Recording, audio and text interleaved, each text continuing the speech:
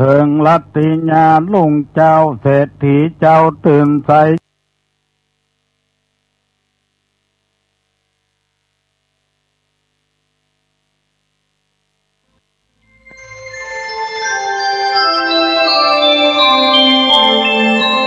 ขณะนี้ท่านกำลังฟังสถานีวิทยุกระจายเสียงคลื่นเพื่อการศึกษาพระพุทธศาสนาและวัฒนธรรมระบบ FM 104.5 เมกะเฮิรตซ์ออกอากาศณวัดฝายหินตำบลสุเทพอำเภอเมืองท่านกำลังติดตามรับฟังสถานีวิทยุกระจายเสียงพระพุทธศาสนาแห่งชาติและสังคมคลื่นเพื่อการศึกษาพระพุทธศาสนาและวัฒนธรรมระบบ FM 104.5 เมกะเฮิรตซ์รายการต่อไปเป็นรายการศูนย์การเรียนรู้บ้านท่าร้องขี้ควายดำเนินรายการโดยพ่อหลวงสว่างธาตุอินจันทร์ปักกะตื่นปักกะตื่นปักกะตื่นปักกะตื่นปักกะตื่นปักกะตื่น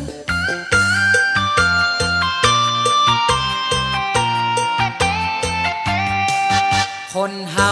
จะตู้จะรวยดวงจะสวยหรือว่าดวงจะขึ้นต้องเปิดตำราในปักคนเมืองหูจักห้องว่าปักกะตื่นลุงจมเป็นคนบ่เชื่อผู้กำไรก็เบื่อบ่เชื่อปักกะตื่นวันผู้จะเกี่ยวเข้าในนาไปหาครูบาเปิดตำราตึง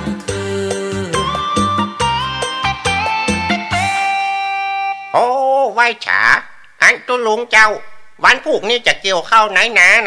มันจะเป็นวันดีก็ครับโยมโจมกะเปิดปักกระตือนพอก่อนนอเกียง59เสียติดกับจันนี่60เสียวันอังคาร42เสียชุกกับปุด37เสียวันเสาร์กับวันพัดโอ้วันพวกนี้เป็นวันกาละกินีเป็นวันใจยทึดบัดดีเกี่ยวเตื้อมันเป็นวันฮ้อนวันไหม้เนอะบัดแต่กาตุลุงมันจะแน่ชัก2%นี่จ้างคนไว้หั่นเป็น10คนจำเป็นได้เกี่ยวเหียกาจ้ะ ถ้าบัดเจือก็ตามใจลุงโจมเตอะเนอะ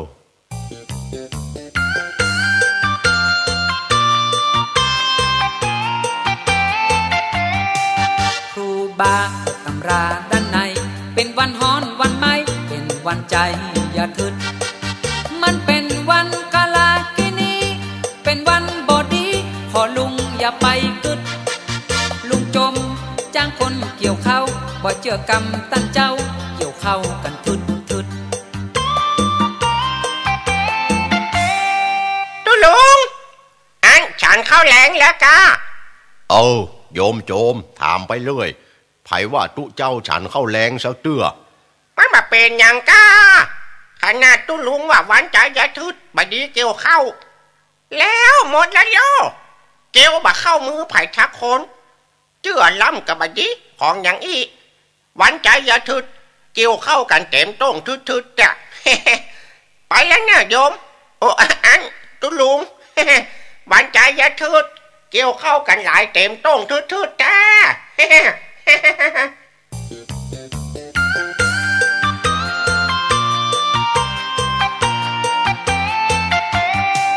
เกี่ยวเข้ามัดเข้าตีเข้าเสร็จแล้วหมู่เฮาคนเข้ากันทึดตอนแรงคนเข้าใส่ลองเวลามอบตีซองเสียงแตกดังทุบคนห้องว่าไฟไหม้คนห้องว่าไฟไหม้ตุเจ้าจึงบักไก่นั่งไข่หัวคึกตุลุงครับไหว้ฉาเนอะตุลุงผมจมไหว้ฉาตุลุงรับราชการตุลุงเสียงไผมาห้องเมื่อค่ำเมื่อคืนเนี่ยฮะโยมโจมกันน่ะมีอย่างกะขอตุลุงช่วยประกาศเสียงตามฉายเฮือกำเตอะไฟไหม้หลงเข้าผมละเข้าใจหน่อยเนอะใจเย็นโยมมันไหม้บะแตกาบะแตอย่างไรแตกดังรูปๆพะเนาะเข้าใจประกาศแล้ว โยมปิกไปพอหื้อดีแถมกำรู้ของอย่างอี้เจื้อแต่บ่ได้เกิดว่าประกาศไปไฟไหม้บ่แต่เจ้าบ้านจะมาด่าหัวตุหน้ากะแต่นะตุลุงพอให้เหรอเปลวไฟแดงไปเลืองฮะน่ะพอให้เหรอเข้าใจแล้วโอ้ไม่แท้รู้แต่วันใจยะทืดไฟไหม้หลองเข้าทืดม่วนแต่เนาะ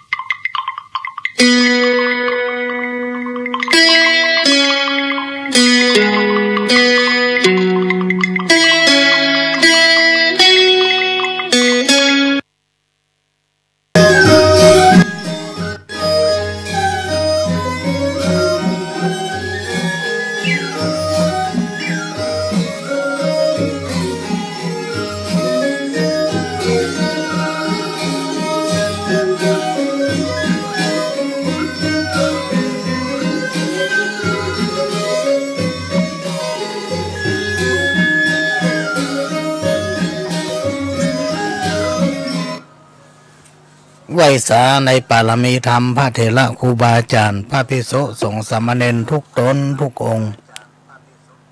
ขอสวัสดีพี่น้องท่านทุกฟังป้อน้อยป้อหนานป้ออุ้ยแม่อุ้ย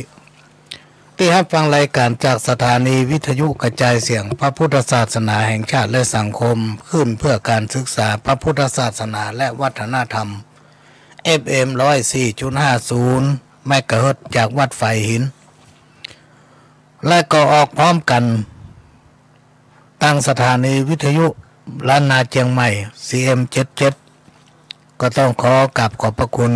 ท่านผู้อำนวยการสถานี CM77 ล้านนาเชียงใหม่ที่ได้อนุเคราะห์นำเอาเสียงรายการจากวัดไฟหินสู่พี่น้องท่านผู้ฟังดำทางหนึ่งวัดไฟหินตั้งอยู่ตำบลสุเทพหลังมหาวิทยาลัยเชียงใหม่พี่น้องท่านผู้ฟังเลยกาดต้นขยมขึ้นไปประมาณกิโลหนึ่งถ้าจะไปทางหน้าก็เข้าทางหน้ามช.แล้วก็ไปออกทางหลังเลี้ยวขวาขึ้นไปแล้วก็สถานีวิทยุล้านนาเชียงใหม่ก็อยู่ทางหน้ามอในช่วงนี้ก็ออกพร้อมกันถึง2สถานีและก็มีสถานีทำลายสถานีที่เปิ้นไม่ได้แจ้งมาก็ได้นำเอาเสียงรายการของพ่อหลวงนี้ออกเผยแพร่สู่พี่น้องท่านผู้ฟังทำลายสถานีวิทยุชุมชนได้รับแจ้งจากคนฟังแต่ว่าทางสถานีเปิ้นไม่ได้บอกว่ามีสถานีไหนพ้องช่วงนี้ก็มาดำเนินการโดยกับผมพ่อหลวงสว่างธาตุอินจันทร์ศูนย์เรียนรู้ชุมชนโครงการอันเนื่องมาจากพระราชดำริหมู่บ้านเฉลิมพระเกียรติกองทุนแม่ของแผ่นดินบ้านต้าล่องขี้ควายตำบลสันผีเสื้ออำเภอเมืองจังหวัดเชียงใหม่มาอู้จาพบปะกับพี่น้องท่านผู้ฟังก็จะได้นำเอาสปะสาระมาเล่าอู้สู่กันฟังเป็นการเปลี่ยนบรรยากาศพี่น้องท่านผู้ฟังหลังจากพี่น้องท่านผู้ฟังได้ฟังธรรมะสาระต่างๆจากผู้จัดรายการของสถานีวิทยุช่วงนี้ก็มาเปลี่ยนบรรยากาศฟังขโยมเก่าอู้ก็จะนำเอาสปะสาระมาเล่าอู้สู่กันฟังนะร้อยอันพันเรื่อง กรรมเก่าสาระธรรมข้าวห้ามที่พี่น้องท่านผู้ฟังเขียนส่งมาให้เพื่อนำมาฝากเป็นข้อคิดสำหรับพี่น้องท่านผู้ฟังที่สนใจสิ่งไหนที่ฟังแล้วหันว่ามันมีประโยชน์ก็ขอฝากไว้ประดับสติปัญญาหูไว้ใจว่าใส่บาแบ่งหามและสิ่งไหนที่ฟังแล้วมันมาเข้าท่าทำให้พี่น้องมาม่อนอกมาม่อนใจแสลงใจก็ต้องขอสุมาอภัยบ่ต้องเก็บใส่อกใส่ใจเอาจงละวันไหนวิทยุหั่น เข้าหูซ้ายก็ให้เอาออกหูขวาจะไปเก็บไปใส่อกใส่ใจ แล้วกรรมโอ้กรรมใดที่สามารถทำให้พี่น้องท่านผู้ฟังรับฟังแล้วมั่นใจเป็นสิ่งที่ทางสถานีวิทยุท่านผู้อำนวยการสถานีวิทยุบอกว่าวัดฝ่ายหิน CM77 หรือว่าล้านนาเชียงใหม่และสถานีวิทยุชุมชนนำหลายสถานีเป็นมีความยินดีให้บริการพี่น้องด้วยความเต็มใจสิ่งไหนที่ทำให้พี่น้องท่านผู้ฟังหม่นใจกินข้าวลำนอนหลับวันนี้ก็ได้มาพบปะกับพี่น้องเหมือนปกติเป็นประจำทุกวันเสาร์ตั้งแต่เวลา 4 โมงไปจนถึง 6 โมงเมื่อแหล่งแล้วก็หลายเสาร์ที่ไม่ได้มาปะก็ต้องขอสุมาภัยเพราะว่าช่วงนี้มันเป็นช่วงที่ต้องไปประชุมภาคต่างๆโดยประหลวงสว่างท่าดินจันทร์นั้นเป็นประธานเครือข่ายกองทุนแม่ของแผ่นดินอำเภอเมืองเชียงใหม่และก็เป็นประธานเครือข่ายหมู่บ้านกองทุนแม่ของแผ่นดินจังหวัดเชียงใหม่และก็8จังหวัดภาคเหนือระยะที่ผ่านมาก็คืออาทิตย์ที่ผ่านมาเริ่มตั้งแต่วันที่30มาจนถึงวันที่2ที่3ตะวันนี้ก็มีการประชุมภาคที่โรงแรมฮอลิเดย์การ์เด้นเชียงใหม่ก็ต้องขอสุมาภัยมาจัดรายการมาพบปะกับพี่น้องท่านผู้ฟังบัดเต็มเม็ดเต็มหน่วยบึดกลับมาบึดกลับมา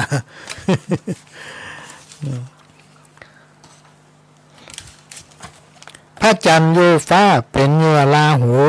ป่าเย็นอยู่หูยังตายถูกซ่อมนี่เป็นความจริงปะในข้าวก้อมบะฮือปะมาตะขยันมันเพียรยังบลดละก็จักสำเร็จได้สักวันอนาคตนานบ่มีภัยพอหันที่เฮาทำปัจจุบันถึงวันเนี่ยจักหันผลภายหน้าอันนี้ก็มีคำแปะไปในตัวเป็นคำข้าว ที่พี่น้องท่านผู้ฟังได้กรุณาส่งมาให้กันว่าจะมัดบ่ต้องมัดโดยปอมัดด้วยกำปากกำคอก็มัดกันได้กำโอ้กำจาเหมือนจักบอดใบนี่อ่านพิดเนอร์พี่น้องท่านฟังต้องขอสุมาเตอร์เพราะว่าข้าวเป็นเขียนมาประหลวงมาได้เกาก่อน มาได้เกาก่อนมันหลายฉบับล่ำไปตอนนี้มีเป็น50-60ฉบับละแล้วเวลามันก็มีน้อยกันว่าจะมัดบ่ต้องมัดโดยปอกำปากกำคอมัดกันก็ได้กำอู้กำจาเหมือนจักบอกใบหากอู้ออกไปเข่งคัดจะกลายเป็นเชือกผูกมัดหัวใจคนกำอู้คนเฮาเนี่ยพี่น้องท่านผู้ฟังมันเป็นสิ่งที่ยืนยันได้คนสมัยก่อนนี้เป็นบอลลูนเป็นอู้กำไรกำนั้นถ้าไปติดตามละครของคนจีนเนี่ยละครจีนหนังจีนอย่างเงี้ยเวลาละครเกิดมาเนี่ยถ้าว่าลูกเขาเป็นแม่ยิงหรือว่าลูกเปิ้นเป็นป้าจายหรือว่าลูกเปิ้นเป็นแม่ยิงลูกเขาเป็นป้าจายตั้งสองเท่าตึงป่อตึงแม่หรือว่าตายายของเรื่องสองฝ่ายจะมาจ่าเติงกันว่าละอ่อน2คนเนี่ยลูกเขาเป็นป้าจายลูกสู่เป็นแม่ยิงถ้าขอใหญ่มาประเดี๋ยวนี้เขามั่นหมายกันด้วยกำปากนอกถ้าใหญ่มากก็ให้เขาได้อยู่กินกันเป็นผัวเป็นเมียเปิ้นจะจับฉลกวันเกิดของละอ่อนถึง2ว่าถ้าอยู่ด้วยกันแล้วจะให้มากล้าขึ้นเป็นมั่นหมายด้วยกำปากตั้งแต่สมัยที่เกิดมาแล้ววันแรกล่ะบ่ใช่มีสัญญาบ่ใช่มีปากกามาเขียนมาแต้มบ่ได้มีพยานอย่างเงี้ยสมัยก่อนเนี่ยเช่นปู่แม่เฮาเปิ้นก็ทำกันอย่างนั้นแต่มาถึงวันเนี่ยคนมันนักพี่น้องท่านผู้ฟังมันใจเหมือนสมัยก่อนนี่คนพอนักบ้านถึงบ้านมีคน60-70คนเนี่ยอย่างบ้านปู่หลวงอยู่ถึงวันเนี่ยมาใหม่ๆนี่มีคนเจ็ดหลาย ประเดี๋ยวนี้นักเข้ามีเป็น300-400บางทีพ่อประจำไผพ่อบ่ล่ำได้หารเปิ้น คบกับคนบดีมักมีโทษคบกับคนขี้โคตรมักเสียของภาษิตเนี่ยทำนองโบราณเก่าเกื้อเป็นว่าโลภโกรธหลงโลกเหมือนขี้เหี้ยกวนใจหมู่เฮามนุษย์คำว่าโลภโกรธหลงนี่นะมันมาคุยใจถ้าเฮาบ่เอาชนะมันหรือว่าเฮาชนะมันบัดได้เนี่ยมันจะทำให้เฮาหม่นหมองมีแต่เรื่องเดือดร้อนมันมากวนใจเฮามนุษย์พระพุทธองค์สอนให้เล่งลุดขจัดเหียถ้าเฮาขจัดได้นี่ก็จะดีกับตัวเฮาจะต้องเอาชนะความโลภความโกรธความหลงให้ได้อันความโกรธนั้นมันเปล่งราศีฮ้อนให้ลาวีลูกหลานผ่านไม่ถ้าไผ่ฆ่าความโกรธเหียโลกจักอยู่ได้ก้อยอู้กันไปบัดจำคนเฮาพิษกันเหมือนมีดฟันน้ำคนโบราณเปิ้นบอกพี่น้องท่านผู้ฟังในขณะที่เฮาโมโหเฮาโกรธขนาดเนี่ยโคตรที่ไหนมาอยู่ในรวมในตัวเฮาหมดถ้าเฮาขจัดมันได้เฮาเลิกละมันได้เฮาโคตรขนาดบ่โคตรคมใจไว้เหียมันกำไปพิษไผที่ไหนเวลาเฮาว่าอย่างไปมันก็บ่ทำมือไผใจจำบ่ทำมือเฮาจำใจที่หลังกูลืมไปว่าดึงเดียกูมันน่าว่าเลยความโมโหคนเฮาพิษกันเนี่ยพี่น้องท่านผู้ฟังเปิ้นว่าเหมือนมีดฟันน้ำเพราะมันดึงหนีกันบ่โป้นยิ่งเฮาอยู่บ้านเดียวกันเนี่ยเป็นสถาบ้านเดียวกันเนี่ยมันแจ่มเหมือนในเวียงนะอย่างชนบทเนี่ยแต่ละวัดมีบ้านของไผของมันเนี่ยในเมืองนี่วัดติดวัดไผตานวัดไหนก็ได้โลกมันบ่ไกลอ่ะเพราะว่าวัดติดวัดอ่ะ แต่บ้านนอกชนบทบ้านไผบ้านมันรู้พ่อญาติตัวเนี้ยอยู่บ้านใต้มาตานวัดบ้านเหนือว่ะมันให้บ่ถูกกับเปิ้นเนาะบ้านใต้ปุ้นเนี่ย พอบ้านนอกชนบทมันจะมีวัดไผวัดมันเนี่ยไปพิษกันเนี่ยยังเพราะว่าแต่ละคนนี่ทำมาเมินก็ต้องตายเหมือนกันหมดภายทั้งหนีตึงป้นอายุมาถึง100ในก็เกิดมาตึงเตื้อเสาะหาความสุขใส่ตัวเก่าฮะด้วยการบัทะเลาะเบาแวงอู้จาปาใสด้วยถ้อยทีถ้อยอาศัยมันมีความโกรธมันมีความโลภหลงใบจากการร้อนไผ่ทำไปตามหน้าที่ของตนมาก็อยู่ม่วน จะอยู่ม่วนลองบ่เถอะใบบัวห่อจ้างตั้งนาห่อหอยเส้นผมบางดอยที่ไหนจักกุ้มจักเอาวัฏฐาสิ่งใดมาหุ้มปิดบังควันไฟนั้นไว้ความจริงสิ่งเดียวมีตึงบัดไลปรากฏได้ในใจคนบ้านเมืองวันนี้ต้องมีเหตุผลเสียงประชาชนกดฟังให้ได้อย่าบิดกำจ๋าอย่าหาว่าเปิ้นเป็นใบบ่ฮู้อันใดสิ่งคิดจะพัฒนาบ้านเมืองต้องมีเข็มทิศอย่าปิดซ่อนไว้ถ้ามีอำนาจนักจักปาหื้อเหลืองจักปะใส่กล่องเพลิงปาหื้อหมดไม่นี่พี่น้องท่านผู้ฟังคนเฮาเนี่ยเวลามีอำนาจมันจังประมาท มันมักจะประมาทคนที่มีอำนาจนี่นะโบราณเพิ่นว่าไว้ถ้าเฮาประมาทเนี่ยมันจังปาหื้อไปปะสิ่งที่เดือดร้อนสิ่งที่เดือดร้อนจะทำเฮาม่วนอกม่วนใจสิ่งที่บดีทำก็ทำสิ่งที่บดีว่าก็ไปว่าเพราะหยังเพราะเฮาเหลิงเหมือนกับคนลืมตั๋ว โบราณครูบาอาจารย์เป็นว่าถ้าคนใหญ่ลืมตัวเนี่ยมันน่ากลัวยิ่งกว่าละอ่อนดื้อเพราะฉะนั้นเมื่ออำนาจอยู่ที่ไหนคนนั้นต้องประมาทต้องควบคุมให้ได้ความโลภความโกรธความหลงควบคุมให้ได้ความหันแก่ตัวความเย่อหยิ่งในตนเองว่าตนเองนี่ใหญ่หรือเปิ้นไรนะถ้าเอาข่มตัวนี้ได้หนึ่งอยู่เย็นเป็นสุขสองเป็นที่ฮักแก่คนดังหลายพี่น้องท่านผู้ฟังจะไปตีกองแข่งฟ้าอย่าไปขี่ม้าแข่งกับตะวันพาสิทธิ์บนนี่หนอฟังแล้วพอหันอยู่ไปถึงวันเตือนตนใจเตือนตนใจเฮามีอย่างใดก็อยู่ไปตามอันเวลาเฮาเนี่ยเฮาทำอย่างไปบ่ต้องฮื้อไผบ่ต้องไปโฆษณาให้เพิ่นฟังเพราะเพิ่นรู้ เพิ่นบอกว่าจะไปตีกองแข่งฟ้าจะไปขี่ม้าแข่งกับตะวันพาสิทธิ์นี่หนอฟังแล้วพอหันอยู่ไปถึงวันเตือนตนใจเพียงปอที่มียินดีที่ได้บ่มีอันใดโศกทุกข์แข่งขันถึกกันถึงไหนเปลวไฟลามลุกจักห้อนไม่ไปลูนให้ฮักแปลงกันไว้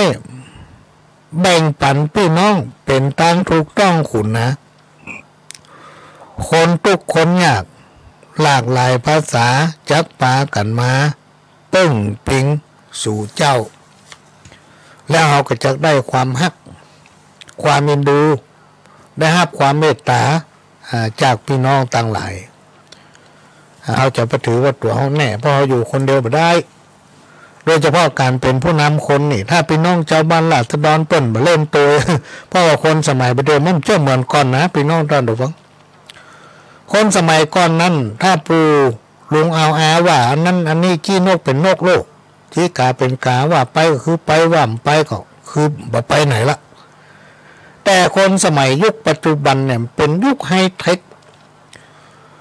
ที่เราพัฒนาตัวบัตันอย่างรุ่นอย่างปลวงเนี่ยรุ่นวัยรุ่นอย่างเงี้ยคือตัวเราหันบัตันตัวนอนบัตันเพราะฉะนั้นเขาจะมาใจเขาว่าไม่ได้บางทีเขาว่าไปเขามาหันตัวเพราะมันลูกหลายพ่อหลายแม่ยิ่งเราอ่อนยุคปัจจุบันนี่ไม่ได้กินนมแม่กินนมจาก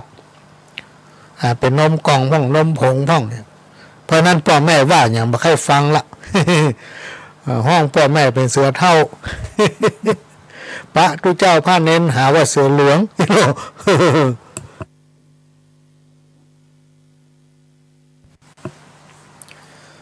ก็จะขอนำเอาข้าวของนวิสิแก้วศิรินที่เป็นส่งมาตอนนี้จะพิมพ์เสร็จละอันนี้เป็นข้าวเก่าเป็นพิมพ์เมื่อวันที่25 ธันวาแล้วก็จะมาออกเป็นครั้งที่2เพราะว่าคุณแม่วิสิแก้วศิรินบ้านไม่แก่น้อยตำบลประไพอำเภอสันทรายจังหวัดเชียงใหม่นั้นได้เขียนข่าวส่งให้ปหลวงนี่หลายร้อยฉบับละพี่น้องท่านผู้ฟังแต่เดี๋ยวถ้าเปิ้ลมีโอกาสในงานทอดพระป่าสามัคคีในวันที่4 มีนาคม 2561ของวัดหลวงอ้อนี่จะได้เรียนเชิญคุณแม่วิสิแก้วศิรินถ้าเปิ้ลมาเนอะถ้าเปิ้ลมาได้อ่านข่าวออกอากาศให้พี่น้องทั้งหลายได้ฟังเพราะคุณแม่นั้นเปิ้ลเก่งโอ้เก่งแท้ๆเลยกรรมเก่ามันยังสปะเนี่ยคุณแม่เปิ้ลเก่งแล้วก็เขียนส่งให้ปหลวงของเก่าล้านนามีมาแต่ไทยล้วนแต่อันของดีมาสมัยนี้สวะขว้างลาหนีปล่อยให้ของดีโจมดินฝุ่นหญ้าปัจจัยแข้งจ๋า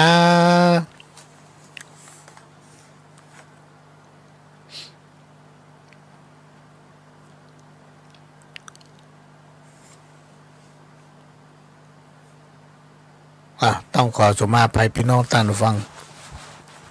เนื่องจากว่าสัญญาณมันค ของพ่อหลวงเนี่ยมันติดขัดไปมันแห้งไปกำเนี่ย ของเก่าล้านนามีมาแต่ไทยล้วนแต่อันของดีมาสมัยนี้สวะกว้างลาหนีปล่อยฮื้อของดีโจมดินฝุ่นเนี่ยบาใจแข้งแปลงจากกำแซงซ่าลองกึดตองนาทีจันของเก่าล้านนามีมาก่อนนั้นควรกล้าอันของแปลงจะไปเอาขี้หญ้ามาแปลงหัวแหวนเอาก้อสีแดงปกไว้ในผ้าเจิญจวนล้านนาหมู่เฮาเจ้าข้าจวนกันลุมลาฟื้นฟักยังวรรณกรรมของเฮาเก่าปื้นตะลงข้าวซอยก่อนสอถ้าเฮาบ่ฟื้นจังมีไผหนอมายกมาหยอล้านนาตันเจ้าถ้าอยากไข้หู้ต้องมันศึกษาบ่ใจหู้มาจากท้องแม่ได้หนังสือตัวเมืองตัวใต้เรียนเอากำไรชีวิตฝรั่งกุลายังมาโตติดหัดอ่านอู้กำเมืองเฮาคนเชียงใหม่แต่อู้ได้ไปเปลืองหนังสือตัวเมืองก้อยอ่านบ่ได้ของเก่าล้านนาแต่เดิมแต่ไทยยังบ่อะไรห่วงไว้ถึงว่าทางการเปิ้นบ่กินบ่ใจก็ขอจะได้ลืมลาที่ตัวอังกฤษฝรั่งภาษาสูก็ยังปากันมาเฮียนหู้จนได้อีอูเอโออะไรทำไมยังกึดหนังสือตัวเมืองบ่เอาใจนึกไปสวะขว่างจ้อยอยู่แค่บิ๊กซิกลิขิตยังไหวฟุดฟิตโฟไฟจะได้ว่าได้หนังสือตัวเมืองจะได้บักใกล้จักหนีสิ่งช่วยแท่หอหนังสือตัวเมืองเหมือนพลอยเพชรก็เป็นที่ข้อควรเอาอย่าตุ่มขว้างไว้เพื่อได้มองเหงาลวดเสเลเมาไปตั้งใหม่หน้ากำจ้อยกำซออโตตาเป็นของโบราณเช่นล้ำเก็บใส่ใจอย่าเอาไหลน้ำไปยินดีสอบสู้เพลงไทยหันว่ามันเพราะเหมาะตันสมัยก่อนข้าวซอใหญ่ใจบ่สอบสู้คติเมืองเหนือข้าวเครือกำอู้ไผ่บ่ฟื้นฟูเฟื่อฟักขอเจิญตัววงวานที่ลักกับแถมปูป้าวงใหญ่พออดใจกำอย่าได้ใจไก่อย่าหนีจากไฟไปเป่าหิ่งห้อยพอหูสักนิดพอติดสักหน่อยฮือเป็นแนวลอยสืบไว้หนังสือตัวเมืองเก็บเอามาใจถึงเป็นขี้เมี่ยงตึงดีสืบต่อไปหน้าอย่าให้มันสูญตกดินฝุ่นหญ้าควรเก็บเอามาสำนักไว้เป็นของควรหมู่จุมตีลักที่เขาเกิดล่ามาหลุนให้เขาได้หู้ฟื้นฟูอุ่นหนุนจักเป็นบุญกุศลไปหน้าเป็นตีหมู่เฮาพวกเฮาเจ้าข้าแก้ประชาเจื่องจันบะใจหนังสือจากไก่เดินนั้นจักไข่บอกให้ตามนี้จังว่าไปนักปัญญาบะมีขอสวัสดีจบเหี่ยเต้าอี้และดำบทหนึ่งพี่น้องท่านผู้ฟังก็จะมาอ่านให้ฟังเนี่ยเป็นรอบที่สองเพราะว่าเอ็นดูคุณแม่เปิ้นเขียนมาให้ด้วยความตั้งอกตั้งใจเปิ้นเขียนตัวหนังสือเปิ้นงามพี่น้องท่านผู้ฟังใครให้มาหัน บัดตกสักกรรมนอกจากว่าประหลวงจะมาอ่านตกคนเดียว หายากก็ได้ถ้ามีโอกาสก็จะเจิญเปิ้นมันนั่งอ่านให้พี่น้องฟังสดๆเลย ที่บ้านน้องออก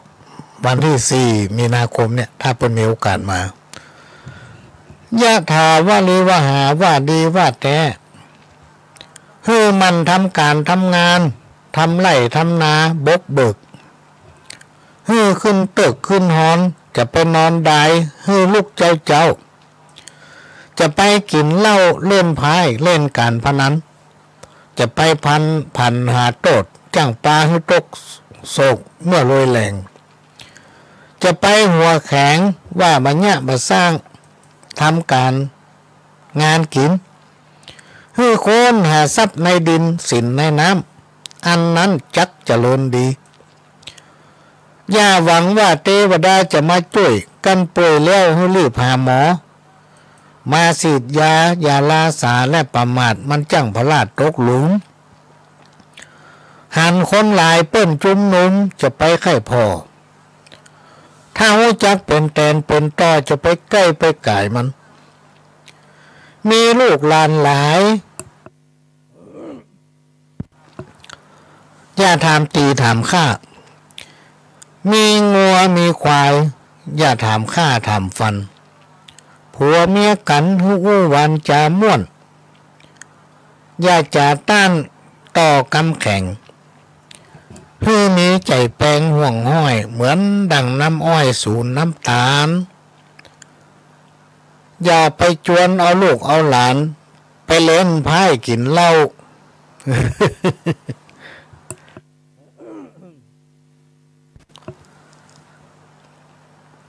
บางทีก็จะว่าหล่นนะพี่น้องท่านผู้ฟังยังเล่นนี่เขาเป็นสระเอรอเลียงแม่เอก นอนหนูหลายคนตะก้อนเป็นเขียนสระเอหอหีบ รอเลียงนอนเน้นเนาะแล้วไม่โทรบอกว่าหนุ่มเท่าและเอาอย่าไปนินทาจ่าขวนอู้อวดพ่อแม่ตั้งเท่าแก่และตายายอยากกินนักกินหลายให้กินเต้าปลายก้อยถ้าไผขยากกินน้อยให้กินเต้าหัวแม่มือได้ยินเปิ้นเล่าเปิ้นลืออย่าไปฟังกล่าวตอบโตดจะมาตอบเฮาเมื่อปลายหลังเจ้าของเจ้าอย่าได้อู้เสียงอย่าได้อู้จาดังเมื่อคืนเมื่อค่ำเจ้าอย่าได้อู้จาดังเมื่อคืนเมื่อค่ำเจ้าอย่าได้ข้ามย่ำในสิ่งคำสอนเจ้าอย่าได้เอาหนองไปจูหา อย่าได้เอาม้าไปจูปากเสืออย่าได้เอากำบ้านเหนือไปเล่าบ้านใต้จะไปเตียวไก่ใกล้แม่ป้าน้าเอาเวลาไก่ผู้รักผู้ใหญ่เนี่ยเปิดให้ก้มตัวลงพี่น้องท่านผู้ฟัง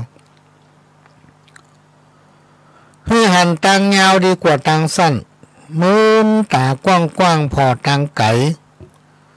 ไฟในเฮือนอย่าได้นำออกไฟนอกเฮือนอย่าได้นำเข้าอยู่กลางกงกาอย่าได้ลาสาประมาทอยู่กับนักปราชญ์มันท่องมันถามของตัวบางงามให้มันตกมันแต่งของตัวมีน้อยอย่าเอาไปแข่งของเปิ้นมีหลายมีงัวควายหลายอย่านับแจ้งนับด่ากันว่าเข้าป่าจะไปถามหาเสือจะไปเหลือกำพ่อแม่จะไปแห่กำละหัดจะไปตัดไม้สลีจะไปคุยของเปิ้นมีเจ้า อันนี้สำคัญนี่ จะไปแวดไปเฝ้าของเปิ้นห่วงแหนหู้อยู่ว่าเปิ้นห่วงแหนครับไปแวดไปหวันอยู่นั่น จะไปแงนพ่อดวงตะวันมันยังตามืดจะไปหงเข้าไว้ตำปากหมาจะไปปิ้งป่าไว้ใกล้ปากแมวจะไปแปลงปากแหลวเหลือล้นจะไปแปลงตาง กะลอก จะไปบอกต่างให้เห็นจะไปไข่เป็นเอ็นขึ้นหน้าจะไปตีกองแข่งฟ้าจะไปขี่ม้าแข่งตะวันการไข่หูทำหูมันเฮียนมันเล่าศัตรูจู้เก่าให้เจ้าได้เก่งตัวเอา การป่นหักเมาให้เฮาหักตอบการป่นกอบก็ให้ป่นกำการป่นทอก็ให้เฮาพายกันได้เป็นนายก็ให้หักหมู่กันได้เป็นปู่ก็ให้หักหลานกันได้เป็นเต้าเป็นขุนเป็นแก่บ้านกำนันให้หักลูกบ้านการจักจ่าปากต้านก็ให้พิจารณาให้อู้หวานม่วนอย่านับด่วนตือเอาเขากันเมาแล้วจะไปเอวกันเป็นบ่าวเที่ยวสาวเที่ยวฮื้อรักษาเนื้อรักษาตัวกันตกขัวก็ฮื้อลวดอาบกันไข่ฮื้อฉลาดฮื้อคบทักปาดราชบัณฑิตผู้มีโวหารกันไข่ฮื้อดีฮื้องามจะไปเหลือกำคนเท่าพ่อแม่ครูบาอาจารย์ฮื้อจะกำงามเจ้าข้าเต้านี้และนายเฮย อันนี้ก็คุณแม่เปิ้นตั้งใจเขียนมาให้พี่น้องท่านดูฟังกันโดยมี2 ฉบับของคุณแม่วิสิตแก้วศิรินส่งมาให้ประหลวงเมื่อวันศุกร์นี้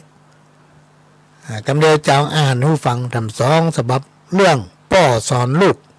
เรื่องพระคุณของพ่อกันโดยจะอ่านให้ฟังก่อนที่จะนำเอาสาระสัปปะมาเล่าอ่านสู่กันฟังเนี่ยพี่น้องท่านฟังพ่อหลวงก็จะขอใจเวลานี้ประชาสัมพันธ์เนี่ยน้อย ต้องขอสุมาภัยตัวจะประชาสัมพันธ์งานบุญบอกบุญพี่น้องท่านฟังบอกไปให้เราเป็นการเผยแพร่ท่านได้ยินได้ฟังแล้วยกมือขึ้นไหว้สาธุก็ได้บุญแล้วทำบุญกันเตอะมันบ่เสียหลายจักได้สบายในวันต่างหน้าจักได้สบายในวันต่างหน้าโดยวันอาทิตย์ที่4 มีนาคม 2561ก็คือเดือนหน้านี้ตั้งแต่เวลา 9 โมงเป็นต้นไปจนถึงเที่ยงที่วัดหนองอ้อก็จะมีการทำบุญอยู่2 อย่างทำบุญอยู่2 อย่างอย่างแรกก็คือถวายทานลูกนิมิตจำนวน9 ลูกถวายทานลูกนิมิตจำนวน9 ลูกนี้ก็ต้องขออนุโมทนาบุญขอบคุณท่านผู้เป็นเจ้าภาพเจ้าศรัทธาอย่างสายโบกคกหรือว่าสายโบกคกเหนือตำบลตาบางตาลอำเภอสารพีนำโดยคุณพัฒนันท์แสงปันหรือว่าพี่เพนและก็คุณสิริสุภาวันสูเลิศคุณกิ่งแก้วหอมสมคุณสมศรีแสนกลางเมืองคุณปิยาพรแสงปันคุณแสงทองบุญปันคุณกมลพรบุญปันคุณดวงตาวุฒิศิลป์คุณพันธการวุฒิศิลป์ทั้งหมดนี่ร่วมกันเป็นเจ้าภาพเจ้าศรัทธาลูกนิมิต3 ลูกคุณอ้ำคุณนุ้ยฮับเป็นเจ้าภาพพร้อมกับเพื่อน2 ลูกประหลวงสว่างธาตุอินจันทร์ฮับเป็นเจ้าภาพ1 ลูกคุณอ้อคุณโจเซฟอุดมผลคุณศิริลักษณ์ช่ำชองฮับเป็นเจ้าภาพลูกนิมิต1 ลูกคุณอำไพค่าปู่คำพร้อมด้วยญาติลูกเต้าหลานและครอบครัวรับเป็นเจ้าภาพลูกนิมิตทำ1 ลูกประหลวงสว่างธาตุอินจันทร์และก็พระชันชัยกันตาวิโลข้าราชการเจ้าวาดวัดหนองอ้อหรือว่าเจ้าวาดวัดหนองอ้อก็ฮับเป็นเจ้าภาพลูกนิมิต2 ลูกในวันที่4นั้นตั้งแต่เวลา 9 โมงเป็นต้นไปก็จะมีการตั้งขบวนที่หน้าลานหน้าวัดก็จะมีการฟ้อนรำแห่ของต้อนรับโดยคณะรอนนักเรียนโรงเรียนบ้านหนองอ้อนำโดยรักษาการพอโรงเรียนบ้านหนองอ้อวันนั้นก็ แล้วก็จะมีการทอดพระป่ามีขบวนลูกนิมิตแล้วก็มีขบวนพระป่าซึ่งได้มีพระหลวงสว่างธาตุอินจันทร์ประธานเครือข่ายของทุนแม่ของดินจังหวัดเชียงใหม่และก็8จังหวัดภาคเหนือพร้อมกับคณะผู้แทนของสำนักงานปปส.ภาค5โดยท่านผู้อำนวยการปปส.ภาค5มาเป็นประธานในพิธีก็ขอเชิญพี่น้องญาติธรรมทั้งหลายพี่น้องท่านผู้ฟังทั้งหลายได้ร่วมอนุโมทนาบุญโดยพร้อมเพรียงกันกิจกรรมในวันที่4ก็จะมีการถ่ายทอดเสียงและภาพไปยังต่างประเทศท่านอยู่บ้านก็สามารถฟังทางวิทยุได้ FM 104.50 เมกะเฮิรตซ์วัดฝ่ายหินตั้งแต่ 9 โมงถึงเที่ยงเลือดไปถึงบ่ายเพราะว่าพระหลวงจัดรายการบ่ายโมงไปถึงบ่าย3ในช่วงนั้นก็จะเชิญคุณแม่ทั้งหลายที่เป็นอ่านข่าวกรรมเก่าได้มา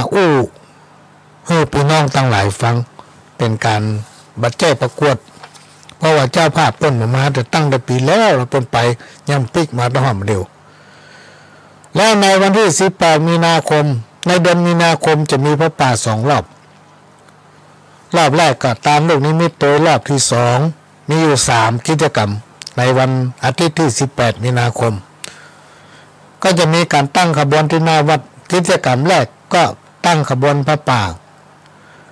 โดยการนำของคุณโจเซฟอุดมพลและคุณป้อเปิ้นพร้อมกับคณะญาติและก็คุณคุณศิริลักษณ์ซ้ำชองผู้จัดการหมู่บ้านเดอะโฟแล้วก็คุณอัมภัยข้าภูคำพร้อมกับคณะญาติก็จะได้เคลื่อนขบวนต้นพระป่าเข้าสู่วัดตั้งแต่ 9 โมงวันนั้นจะมีพิธีทำบุญอุทิศแล้วก็สืบชะตาหลวงนี่มีถึงสองครั้งมีถึงวันที่4มีนาคมและวันที่18มีนาคมโดยเฉพาะ18มีนาคมนั้นจะเป็นมีการทำบุญอุทิศด้วยแล้วก็มีงานประเพณีงานบุญส่งน้ำพระธาตุของวัดหลวงอ้อตัวจะเอาวันนั้นเพราะว่างานมันนักล้ำโดยเดือนเมษายนก็มีงานทำอย่างวันที่14ที่ถึงนี้พระสงฆ์องค์เน้นก็ต้องไปนอนสุสานเพราะวันเดือน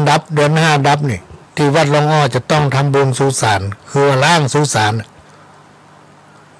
ไปที่พระตันปีเตเก่าเน่าเมินญาติพี่น้องที่ตายไปก็สามารถไปได้งานมันนัก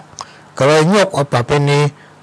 มาลงตัดวันที่18มันบ่ใช่วันศีลก็เป็นอย่างปีนี้ขออนุญาต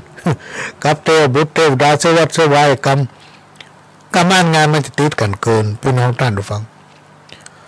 ปัจจัยรายได้ทั้งหมดจะมาสมทบทุนสร้างกุฏิสงฆ์ต่อยอดการก่อสร้างกุฏิสงฆ์ให้มันแล้วตอนนี้ขั้นถึง20%นะพี่น้องท่านผู้ฟังมีความปรารถนาอย่างสูงสุดต้องการอยู่ให้มันแล้วยัง20%บ่ได้โดยใจทุนทรัพย์จากการบริจาคจากเจ้าภาพจากพี่น้องศรัทธานักบุญทั้งหลายได้ร่วมกันบริจาคมาตั้งแต่ปีที่แล้วก็กุฏิเหล่านี้จะใช้ทุนทรัพย์ในการก่อสร้าง3,500,000 บาทตอนนี้สร้างมาแล้วยัง20%นั้นคาดว่าจะใช้เงินประมาณ1,200,000แล้วหมดละแล้วในช่วงเมษาก็จะได้อาราธนานิมนต์พระสงฆ์องค์เน้นขึ้นอยู่จำวัดละพี่น้องท่านผู้ฟังทำบุญเนี่ยสักน้อยหนึ่งเรื่องการฉลองปล่อยหลวงปล่อยล้านแล้วก็มาว่ากันทีหลังเพราะมีความจำเป็นที่ต้องนิมนต์ขึ้นไปอยู่เนื่องจากว่ากุฏิหลังเก่าเนี่ยมันมีปัญหามาหลายปีแล้วถ้าฝนตกมันก็หัวถ้าลมมาทางเหนือมันก็พดไปทางใต้ลมมาทางใต้กับพดไปทางเหนือมันเป็นกุฏิไม้ที่ใช้มาเป็นเวลาหมื่นเวลาลมมามันไหวโดยพี่น้องท่านผู้ฟังแล้วก็เคยมีไฟช็อตเกิดไหม้ไปหลายครั้งเพราะนั้นมีความจำเป็นที่ต้องเร่งสร้างให้มันเสร็จและจะนิมนต์พระสงฆ์องค์เน้นขึ้นไปอยู่บนกุฏิหลังใหม่ซึ่งเราจะช่วยกันต่อยอดพี่น้องท่านผู้ฟังให้มันแล้วกิจกรรมเป็น2 ครั้งตั้งแต่วันที่ และก็วันที่18นี้จะเป็นวันอาทิตย์ก็ได้รับการอนุเคราะห์เมตตาจากท่านผู้อำนวยการสถานีของวัดฝ่ายหินมาอำนวยการถ่ายทอดถึง2 ครั้งถึงวันที่4วันที่18ช่วงบ่ายก็จะเรียนเชิญคุณแม่วิสิเกศิรินมาอ่านข่าวออกอากาศให้พี่น้องท่านผู้ฟังได้ฟังสิ่งที่คนเรามนุษย์จะหนีบ่พ้นก็คือเมื่อมีลาภก็ย่อมจะเสื่อมลาภเมื่อมียศก็ย่อมจะเสื่อมยศเมื่อมีความสุขก็จะมีความทุกข์เมื่อมีคนมาอวดสรรเสริญเฮาก็จะมีคนนินทามันเป็นของคู่กันพี่น้องท่านฟังบ่ต้องมาสนใจเหมือนกับรายการตะคืนที่พ่อหลวงอู้ไปเนี่ยมีคนถามมาก็เลยอู้ไปบางทีก็ตอบนักไปหน่อยพี่น้องท่านฟังเนื่องจากว่าคนเฮาเนี่ย วันเนี่ยมันมีการหลายอย่างแล้วก็คิดว่ามีทำร้ายท่านเมื่อ2-3 วันก่อนนี้ไปประชุมก็ได้ฟังการอู้จากผู้บริหารท่านหนึ่งบอกว่าเปิ้นบ่ใช่มาโจมให้ฟังนะบัดเดี๋ยวถึงวันเนี่ยงานมันนักขนาดเลยจนพ่อมันเนี่ยจนพ่อบอกว่าเนี่ยอย่างใดล่ะกล้าคิดถึงงาน ตันใจหมดโกงยิงนี่บัดรอดแหละพี่น้องท่านผู้ฟังยิ่งประเทศเฮาเนี่ยกำลังอยู่ในช่วงการพัฒนาสร้างความเข้มแข็งให้ชุมชนการสร้างชุมชนเนี่ยพี่น้องท่านผู้ฟังมันบ่ใช่ง่าย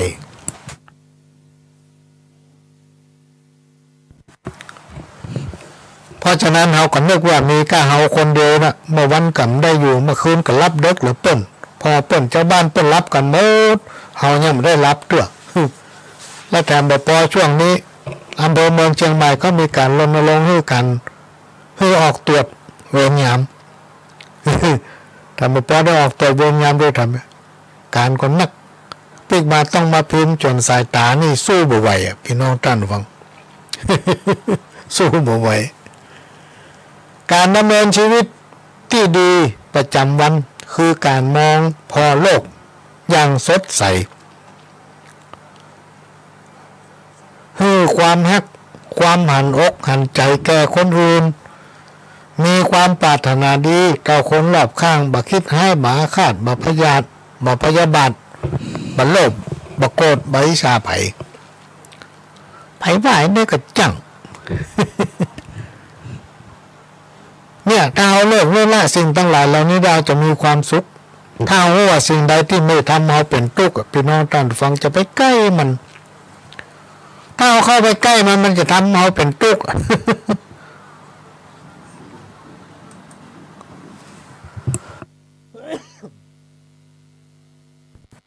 ให้หนีมันไก่ให้หนีมันไก่ไปใกล้มันถ้าใกล้มันแล้วมันทำเราเดือดร้อนอ่อนอกอ่อนใจก็จะขอข้าวทำ2 บทซึ่งส่งมาจากแม่วิสิแก้วศิรินบ้านแม่แก่น้อยตำบลปะไผ่อำเภอสันทรายจังหวัดเชียงใหม่ซึ่งเปิ้นพิมพ์เมื่อเดือนพฤศจิกาละเปิ้นเขียนนะ แล้วก็ส่งมาสั่งไปรษณีย์มาละก็มาแก้อ่านหันว่ามันมีประโยชน์วันนี้ก็เลยเอามาเกาพอแล้วก็ขอมาอ่านให้ฟังกำข้าวสอนเรื่องป่อเนี่ยก็ลองฟังพอบัดนี้จักเล่าไข่จ๋าของบดีนะจะไปเข้าใกล้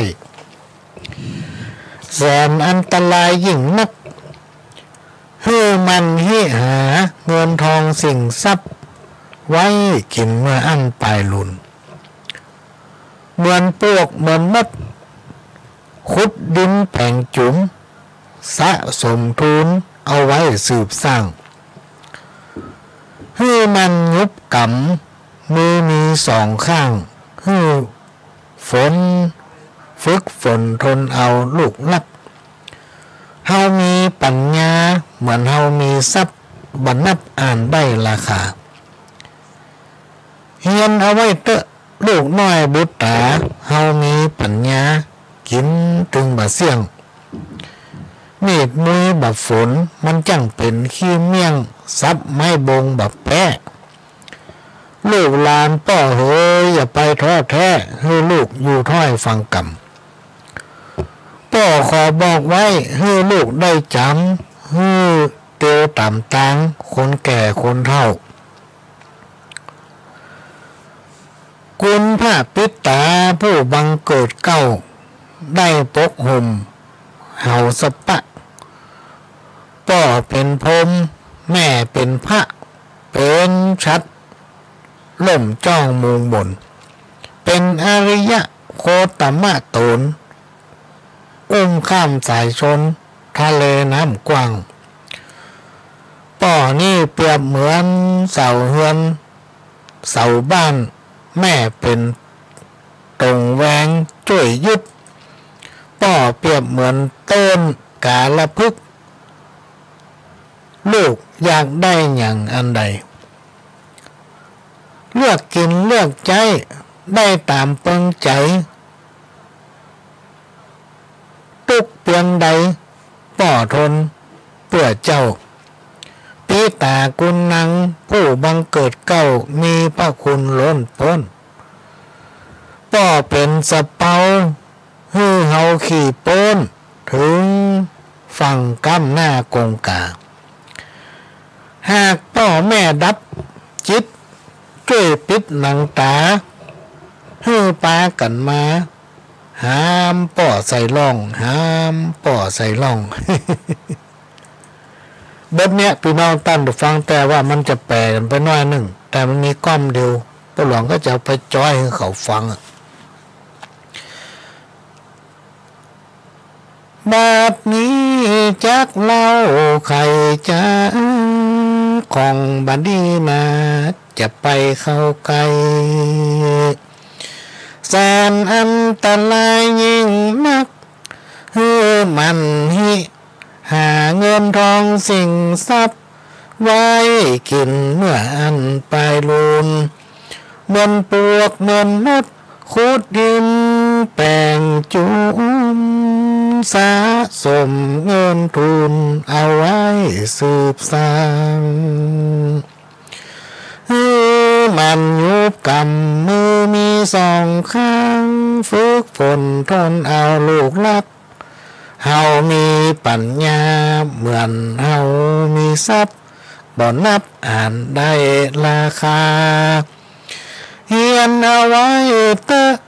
ลูกน้อยบูตาเฮามีปัญญากินตึงบะเสียง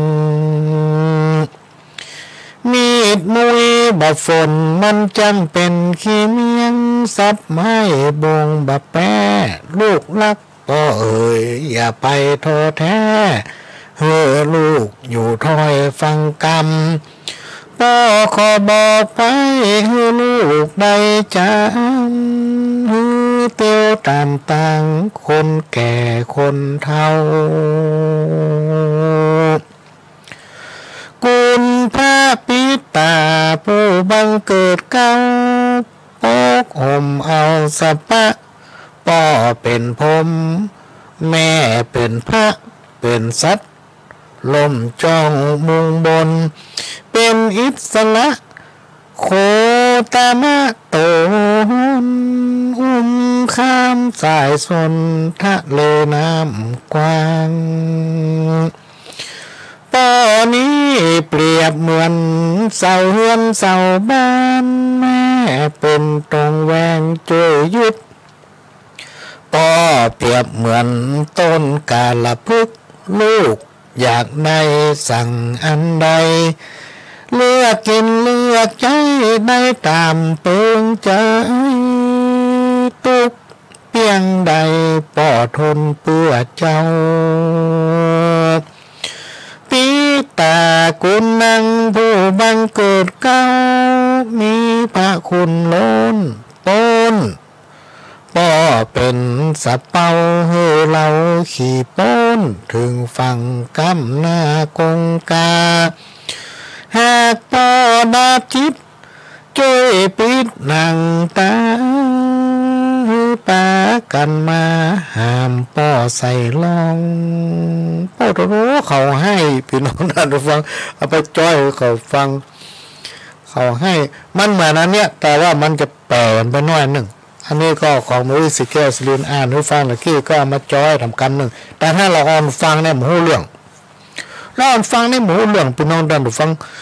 ต้องว่าจ้าเขาจะฟังแล้วคิดตัวเหมือนอะไรทำไมเนี่ยคนไทยเนี่ยถ้าเขาว่าเวเนี่ยเขาหมูเรื่องถ้าว่าจ้าเนี่ยเขาคิดตัวเขาฟังหูเรื่องแล้วดีใจที่มีพี่น้องที่เป็นคนไทยบอกว่าจะเป็นภาคอีสานภาคใต้ภาคกลางภาคเหนือที่เป็นอยู่ในต่างประเทศเปิ้นฟังหูเรื่องแล้วเปิ้นเอาไปขยายความได้พี่น้องฝรั่งเปิ้นฟังฝรั่งก็เลยเขาได้เขาไปจ้อยเมืองนอกห้องเขาก็ไม่กล้าไปแต่แล้วพี่น้องคนไทยเนี่ยพี่น้องท่านฟังไปอยู่เมืองนอกนักขนาดไปอยู่เมืองนอกนักขนาดเลยแต่ว่ามีเป็นบางที่บางแห่งที่เป็นแปลงสวยดอกแปลง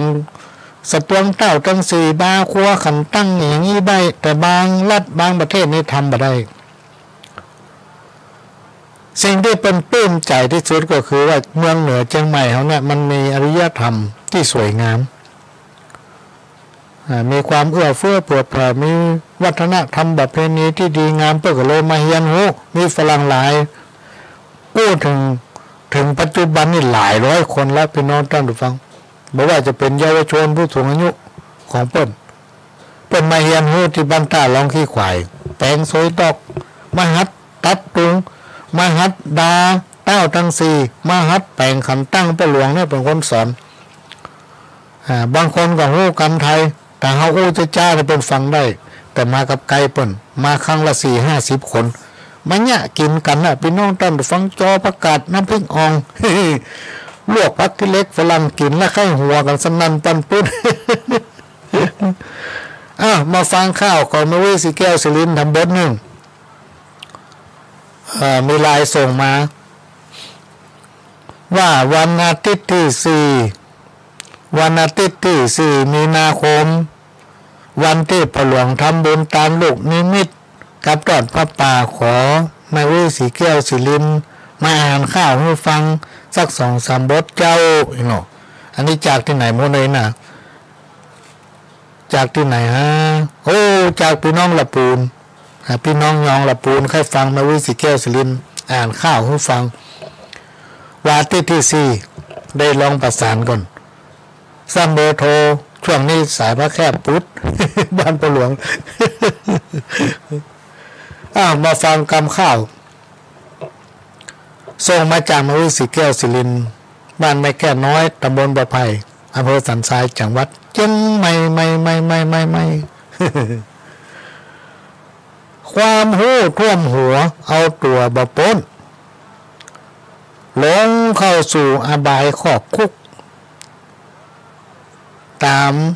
ลึกเกณฑ์คนเฮามนุษย์ได้ล่ามโซ่ติดต่วนพ่อแม่ฟุ้งฟักแสนฮักแสนหวงให้ตาปอบวนช่วยลูกบ่ได้แสนทุกโขมโนฮ้อนไม่เหมือนกับเพิงไฟวู่ลุกเปิ่นเอาไปขังรวมกันในคุกเหมือนกันหมูอันงัวควายพ่องก็โดนซ้อมจนปอเกือบตายลุกเพียงใดก็เหงาเพียงอันขนาดเปิ้นแปลงกำแพงกีดกั้นยังลู่กันเข้าไปเหยียดยัดบัดทีประตูว่าเข้าวัด กายกันดังอันไปมาที่ว่านรกหกเหมือนโมหมามืดใจเต้นะปากันลู่เข้าเปิ้นว่าเสือตัวว่าพระเจ้าอย่าไปหลงมัวเมาลูกลักกรรมที่ป่อสอนย้อนว่าป่อฮักป่อกลัวลูกได้ไปนอน ให้ลูกจำไว้เป็นอุทาหรณ์ควรพึงสังวรกุลพิดาเจ้า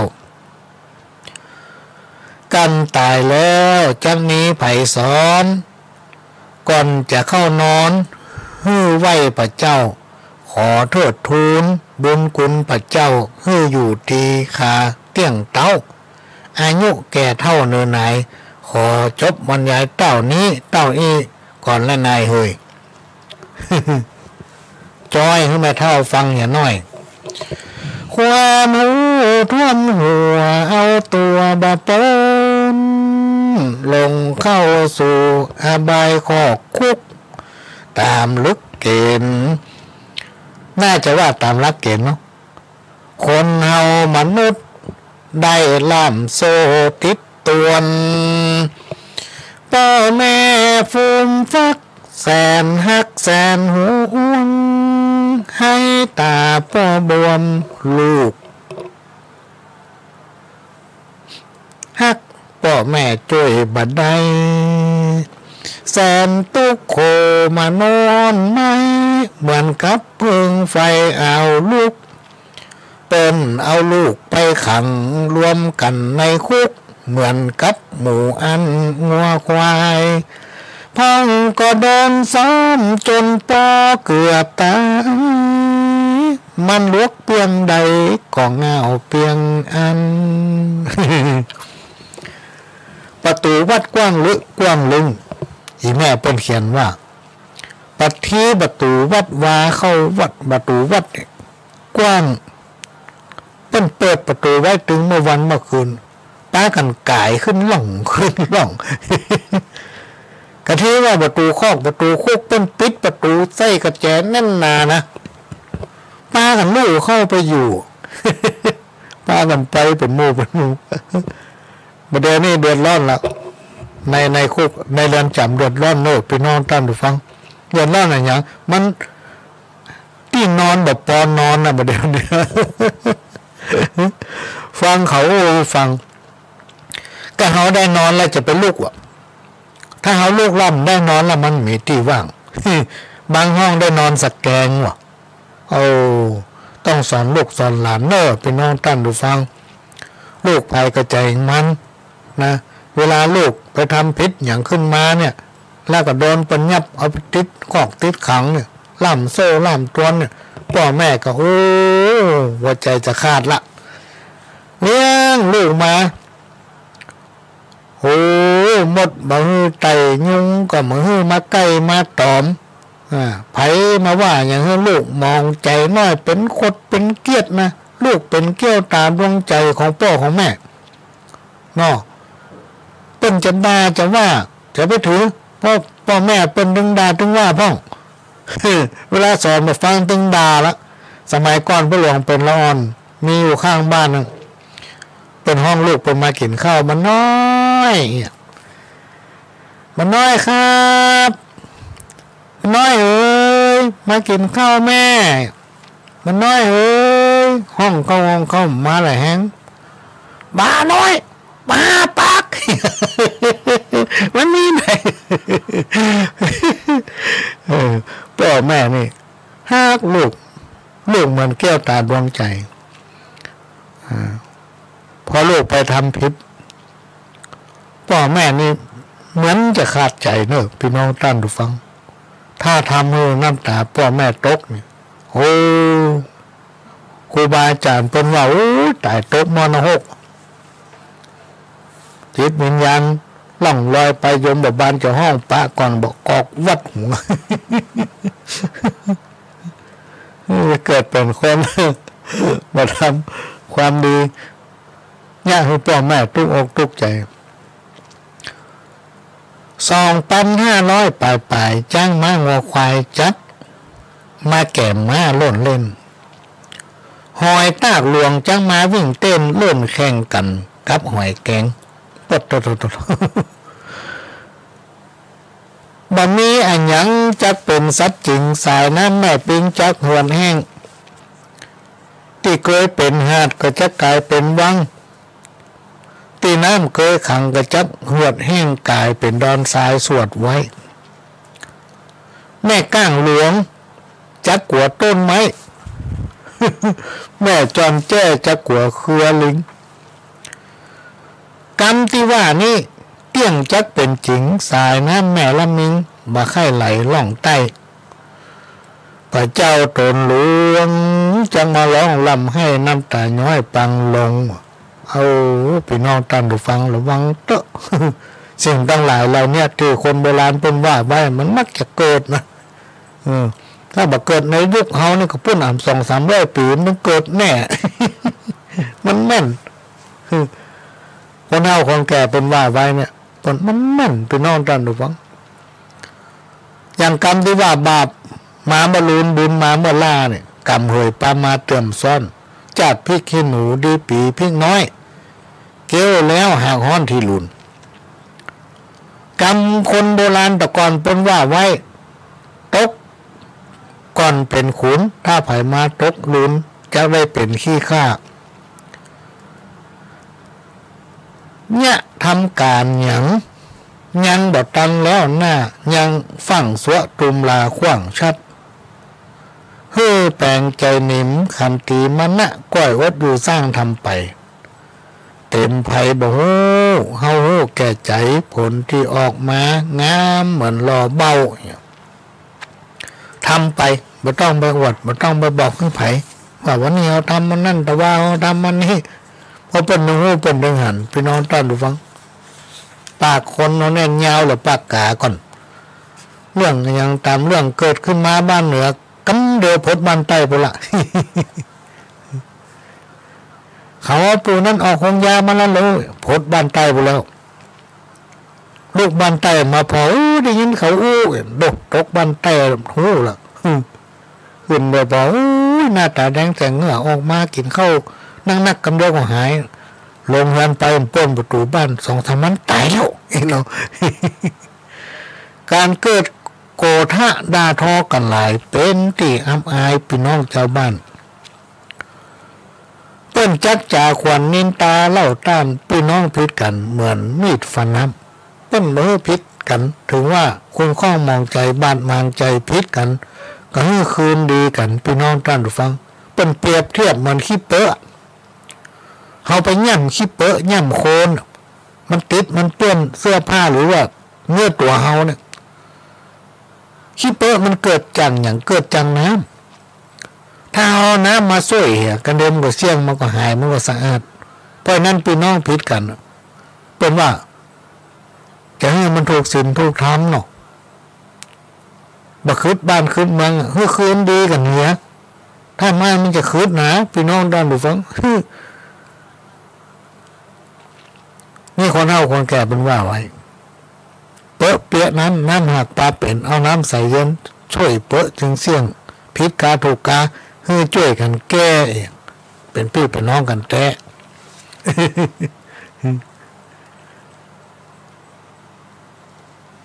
คำสอนของคนสมัยก่อนเพิ่นบอกว่าได้หันได้หูได้อู้ได้เขียนได้ห้ำได้เหียนวิชาเอกอ้าง ได้ใจปัญญาฝ่าฟันสวรรค์สรรสร้างหากินตามทางมนุษย์บักโกงไผกินถือศีลพระพุทธสุจริตสู้ชีวีถึงจะยากไล่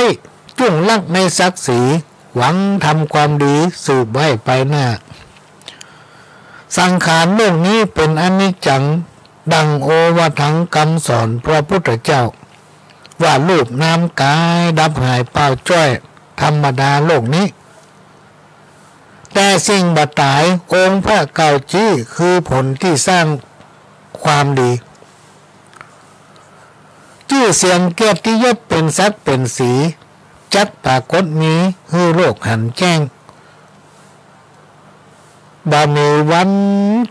ตายกายเป็นเหี่ยวแห้งบ่มีวัน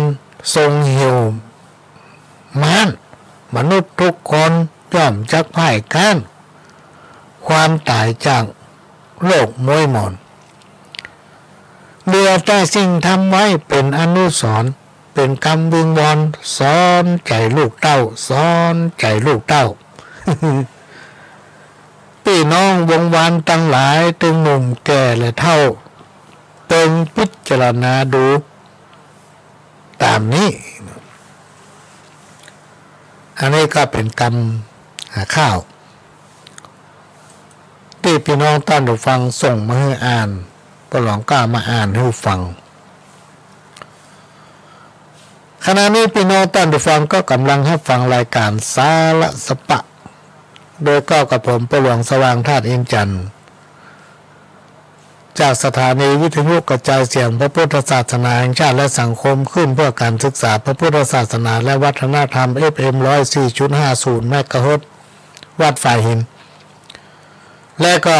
สถานีวิทยุล้านนาเชียงใหม่ CM77 ต้องขอกราบขอบพระคุณท่านผู้อำนวยการสถานีวิทยุ CM77 เชียงใหม่ล้านนาซึ่งออกพร้อมกันเวลานี้ถึง2 สถานีและก็มีสถานีวิทยุชุมชนทำหลายสถานีที่ได้นำเสียงนี้เผยแพร่สู่พี่น้องท่านผู้ฟังก็ต้องขอบพระคุณเป็นอย่างสูงเป็นรายการที่จะบ้านพี่น้องท่านผู้ฟังมาพบปะกับพี่น้องท่านผู้ฟังก็จะนำเอาสาระสปะร้อยอันปันเรื่องมาเล่าโอ้สู่กันฟังจากประสบการณ์ของตนเองตั้งแต่น้อยมาจนถึงวันนี้มันเป็นรายการที่เป็นฮู้อู้ บางคนมาได้ไม่จะเปิดเพลงอู้จบสักเตื่อ มันเป็นรายการอู้พี่น้องเดินฟังถ้าไปเขียนจดหมายข้าวมาให้ก่อข้าวน่ามาอ่านถ้าไปบ่เขียนมาให้เป็นจังเลยนะข้านเขียนนะมันจังมันเขาก็สาระสปะร้อยอันปันเรื่องลักๆแล้วเป็นเรื่องประสบการณ์ของตัวเองว่าวันนี้เขาเนี่ยยังแต่ว่าเขาเนี่ยยังมาเพื่อเป็นแนวทางคนเขาเนี่ยมันหู้เหมือนกันพี่น้องท่านฟังบางคนหู้เป็นจบสูงขนาดแต่บางอย่างเป็นหู้กว่านี้บางอย่างเขาหันว่าเป็นหู้อย่างเป็นบ่ได้ห้ามได้เห็นเป็นเจ้าบ้านแต่ทำลายอย่างที่เป็นหู้เขาบ่หู้กว่านี้เป็นถึงบอกว่าภูมิปัญญาพื้นบ้านไงบัดเดี๋ยวเนี่ยพี่น้องท่านได้ฟังตึงวันเนี่ยเขาบ่หู้ตัวนะบ่ฮู้ตัวอย่างใดเพราะว่ามีพี่น้องต่างบ้านต่างเมืองหลายประเทศที่เข้ามาในบ้านเฮาเนี่ย1เป็นมาเอวเป็นการท่องเที่ยวอันที่2เป็นมาสอดเสาะหาภูมิปัญญาพื้นบ้านของคน โดยเฉพาะคนทางล้านนาเฮาเนี่ยก็ต่างประเทศนี่เป็นคิดว่าประเทศไทยโดยเฉพาะภาคเหนือเนี่ยตอนบนเนี่ยเป็นมีวัฒนธรรมประเพณีที่สวยงามทำให้สังคมชุมชนเป็นอยู่เย็นเป็นสุขมาหลายเจนคนละเจนปู่ย่าตายายเขาพี่น้องท่านผู้ฟังเป็นรักษาวัฒนธรรมประเพณีหีบห้อยมาจนถึงเขาแล้วมาถึงรุ่นเขาเนี่ยเขาจะให้มันหายไปกะเขามาอายให้บรรพบุรุษเขากะเพราะนั้นรายการของประหลวงนี่เป็นรายการที่ถ้าไปที่มีภูมิปัญญาเกี่ยวกับวัฒนธรรมล้านนาพื้นบ้านของเราเกี่ยวกับจารีตหีบห้อยต่างๆเนี่ยก็สามารถเข้ารายการตัวประหลวงนี้ได้รายการของประหลวงสว่างจะมีเริ่มจากว่าวันเสาร์วันนี้ 4 โมงไปถึง 6 โมงแมลงแล้วก็วันอาทิตย์บ่ายโมงถึงบ่าย 3วันจันทร์ก็2 ทุ่มครึ่งบางทีก็5 ทุ่มบางทีก็ตี 1บางทีก็ตี 3พวก แล้ววันพฤหัสก็2 ทุ่มครึ่งไปจนถึง5 ทุ่มบางทีก็ตี 1บางทีก็ตี 3แล้วแต่ และก็วันศุกร์พี่น้องท่านผู้ฟังหลังจากพระท่านนายกรัฐมนตรีพบปะพี่น้องประชาชนนะประหลวงก็เข้ารายการต่อปุ๊บไปจนถึงดึก ถ้ามีไปเฝ้าสถานีกันอยู่ไปถึงตี 3พบปะกันได้ท่านไหนที่จะเข้ารายการตัวประหลวงจะเข้าเวลาไหนกี่ชั่วโมงบอกก็จะจัดเวลาให้แล้วก็จะเป็นคนโทรหา วัฒนธรรมหีบห้อยประเพณีปื้นบ้านสมัยปู่ย่าตายายเขาเนี่ยพี่น้องท่านผู้ฟังเปิ้นสั่งสอนเขามาจนถึงยุคเขาถ้าตามความจริงแล้วรถจิ๊บรถเก๋งที่เขาขี่กันพุ่นๆปั้นๆทั้งวันเนี่ยกล้าเป็นล้านเป็นแสนเนี่ยส่วนใหญ่พี่น้องท่านผู้ฟัง 80% มาจากภูมิปัญญาของปู่ย่าตายายเขาทั้งนั้นที่เป็นละไว้เขาเขาถึงได้อยู่ดีกินดีมีรถขี่รถใจถึงวันเนี่ยเต็มถนนยิ่งลูกหลานแพร่ขยายนักไรรถก็นักตะอันถนนขยายแล้วขยายแถมถึงวันเนี่ยมี4 เลนนะเขาว่ามันไผ่มาเตียวมันบล่ำบเหลือประเด็นลองไปพอบ่ปอเตียวซ้ำสิ่งตั้งหลายเหล่านี้เพราะบรรพบุรุษปู่ย่าตายายวีรบุรุษของเขาเนี่ยเป็นสร้างไว้ให้เขามาจนถึงรุ่นเขาเนี่ยพี่น้องท่านผู้ฟังทั้งหลายเขาจะต้องอนุรักษ์รักษาไว้จะไปให้มันหายเขาจะสังเกตหันพี่น้องที่ประเทศเพื่อนบ้านเขาเนี่ยเพื่อนรักษาวัฒนธรรมของเพื่อนไว้ประเพณีของเพื่อนไว้ยกตัวอย่างประเทศลาวเป็นนุ่งผ้าถุงต้องหอดประเดี๋ยวพี่น้องท่านผู้ฟังโดยเฉพาะข้าราชการเนี่ยจะต้องนุ่งผ้าถุงหมดทุกคนลองไปพอด้วยในประเทศลาวไปเจ้าเอามาอู้น่ะมีหลายคนเป็นเอามาชื่นชมโดยเฉพาะข้าราชการนี่ถ้าไผ่นุ่งเตียวก้อมนุ่งเตียวยีนนุ่งเตียวที่เป็นยิบบันแล้วหรือว่านุ่งเตียวที่มันพุทธมันวากไม่ได้นับได้ปะนี่เป็นมือเนี่ยการเป็นนี่เข้มงวดทางด้านวัฒนธรรมประเพณีหีบห้อย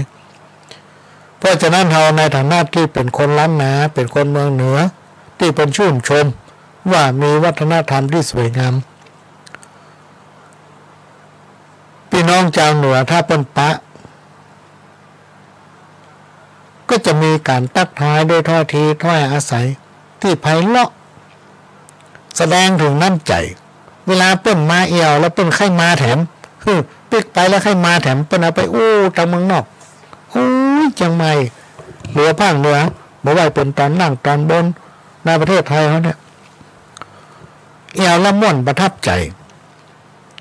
บางทีสถานที่บดีพี่น้องท่านผู้ฟังแต่คนในสังคมชุมชนนั้นม่วน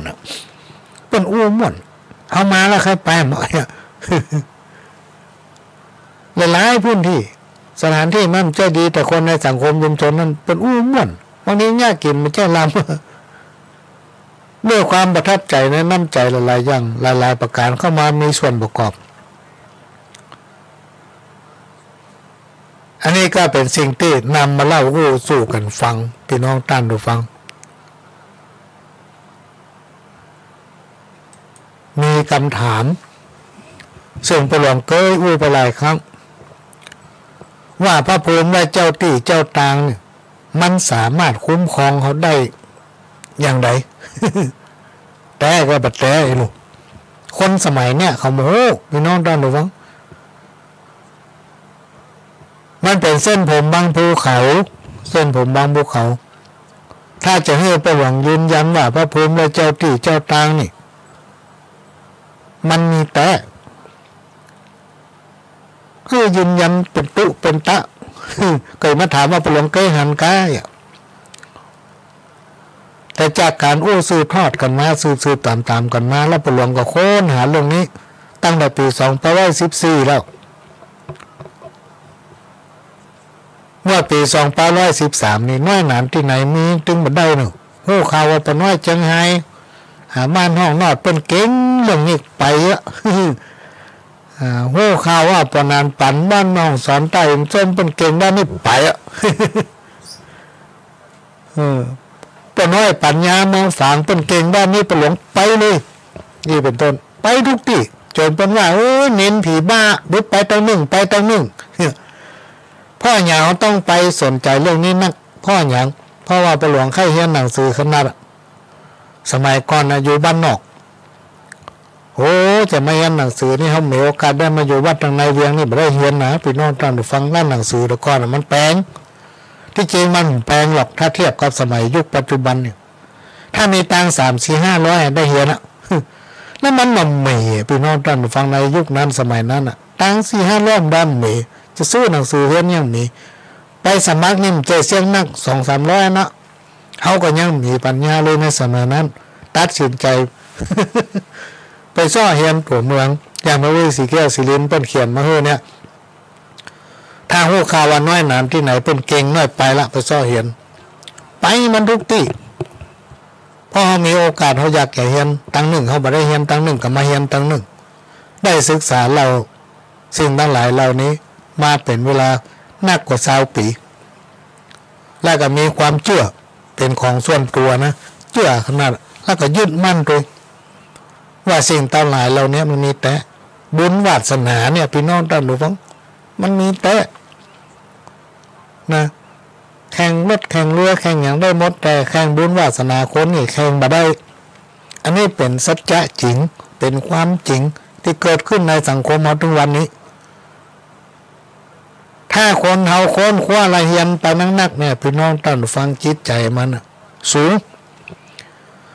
คนที่เป็นมีจิตใจสูงเป็นมีภูมิปัญญาเนี่ยเป็นบล่ำว่าอย่างนี้ไผนะเป็นบล่ำว่าอย่างนี้ไผพี่น้องท่านฟังเป็นเก็บไว้ในอกในใจเพิ่นพุ่นผิดน้อยมาห้าบดีเปิ้นก็ยังฮืออภัยบ่ว่าอย่างนี้แล้ววันหน้าวันหลังเปิ้นก็จะมาบอกมาเตือนว่าที่ทำมานั่นน่ะมันถูกเน้อยงั้นอย่างนี้พลิกแพงกันอย่าไปเงี้ยเปิ้นบอกว่าหาไผประเจิดต่อหน้าหลายมันมีการเล่าควรกันคนผู้รู้ยกตัวอย่างครูบาอาจารย์นี่ครูบาอาจารย์ของพระหลวงนี่ทุกตนทุกองค์ที่ได้ห้ามเรียนอยู่กับเปิ้นเนี่ยโอ้เปิ้นบ่เป็นคนประเจิดบอกว่าไผบ่โกเลมังเลยเป็นผู้ที่มีความสมบูรณ์แบบทุกประการเลยอันนี้กล้ายืนได้เพราะฉะนั้นพื้นฐานของคนเฮาในยุคปัจจุบันเนี่ยมันบ่เสมอกันส่วนใหญ่จะมองคนแต่เปลือกนอกบ่พอเข้าไปบ่มองเข้าไปถึงเปลือกไหนคนเฮาถ้ามองกันแต่เปลือกนอกเนี่ยพี่น้องท่านผู้ฟังมันค้นหาความจริงบ่ได้หรอกอันนี้กาอู กาอูเพราะถ้าเราพอแต่เปลือกนอกในสังคมยุคปัจจุบันเนี่ยพี่น้องท่านผู้ฟังเขาว่าบุคลิกเป็นสิ่งที่สำคัญที่สุดการแต่งตัวบุคลิกหน้าตาท่าทางการตัดผมการย้อมผมการนุ่งผ้านุ่งขวหลายๆคนถ้าพอไผ่นี่จะพอตั้งแต่ตีนถึงหัวพุ่น มันถึงเกิดปัญหาขึ้นกับสังคมไงพี่น้องท่านผู้ฟังเพราะผู้ร้ายในยุคปัจจุบันเนี่ยแต่งตัวดีผูกนิกไทลองสังเกตพอที่เป็นจับเป็นยับถึงวันเนี่ยนอกจากเขาจะฟังเทศฟังธรรมก็ฟังข่าวตัวเนอะพี่น้องท่านผู้ฟังเพราะมันมีแก๊งคอเซ็นเตอร์ ปลงก็เคยรู้ทุกตัวมันมีแก๊งหลอกลวงบางคนเนี่ยการทำงานหิหอมสตางค์มาได้เป็นปีๆมีเงินเป็นแสนโดนเป็นหลอกกำเดียวหมดลึ่ง เพราะนั้นท่านจะต้องติดตามข่าวตัวเพราะฉะนั้นคนเราในยุคปัจจุบันนี่มองคนแต่เปลือกนอกแม้แต่ตัวผู้หลวงเองเนี่ยยังเคยประสบปัญหาอย่างที่ว่าเนี่ยเคยมีคนมองเขาแต่เปลือกนอกว่าเขาต้องเป็นคนบัดดีเป็นคนอย่างนั้นอย่างนี้ว่าไปหลายอย่างเพราะเขาหมูจังเขากำอู้กำนี้ผู้หลวงได้จากฝรั่งคนหนึ่งพี่น้องท่านฟังมาในบ้านเขาเนี่ยเมืองเขาเนี่ยอยู่ประเทศประเทศมาอยู่เป็นไม้เอาในที่สุดเป็นอู้ผู้หลวงฟังว่าคนไทยเนี่ยชอบมองคนแต่เปลือกนอกไม่มองให้ลึกซึ้งถึงบ้างในคือแบบศึกษาพฤติกรรมของคนสรุปตัดสินใจแล้วมันต้องดีแน่ในที่สุดก็โดนเปิ้นมือมิจฉาชีพมาต้มหัวเพราะหันท่าทางเปิ้นดียามผู้หลวงสว่างนี่นะพี่น้องท่านผู้ฟังหลายคนมาบอกว่าไปหั่นก็หันมันใส่เสื้อผืนเนี้ยอันนี้เป็นเรื่องจริงสิ่งที่นำมาอู้เปิ้นให้อู้ชีวิตประจำวันไงเป็นจะได้ผู้หลวงถึงมาอู้เพราะเปิ้นให้อู้เรื่องตัวเก่าเขาไปอ้างยิงไผสักคนเรื่องที่เขาประสบมามีหลายคนเอาไปเล่า เอาไปหลวงสว่างนี่เป็นเล่าไปที่ไหนก็หันมันใส่เสื้อผืนนั้นมันให้มีเสื้อผืนเดียวโลเกือบกับหันมีกู้เดียวนี่ก็เปิ้นชอบพี่น้องท่านผู้ฟังเปิ้นหลวงชอบเสื้อสีนั้นนุ่งผืนนั้นรองเท้าก็ชอบใส่กู้เนี่ยมันม่วนมันจับตีนท่านจะไปวัดคนว่ามันมีเสื้อผืนเดียวมีเกือบกู้เดียวมองเขาตั้งแต่ตีนไปถึงหัววัดคนแต่เสื้อผ้าก็มีมัดมีลายเหมือนกันเขาไปชอบนุ่งเขาชอบคนนั้นหลายคนเอาไปเล่าอันนี้แสดงเห็นว่าเขามองคนแต่เปลือกนอก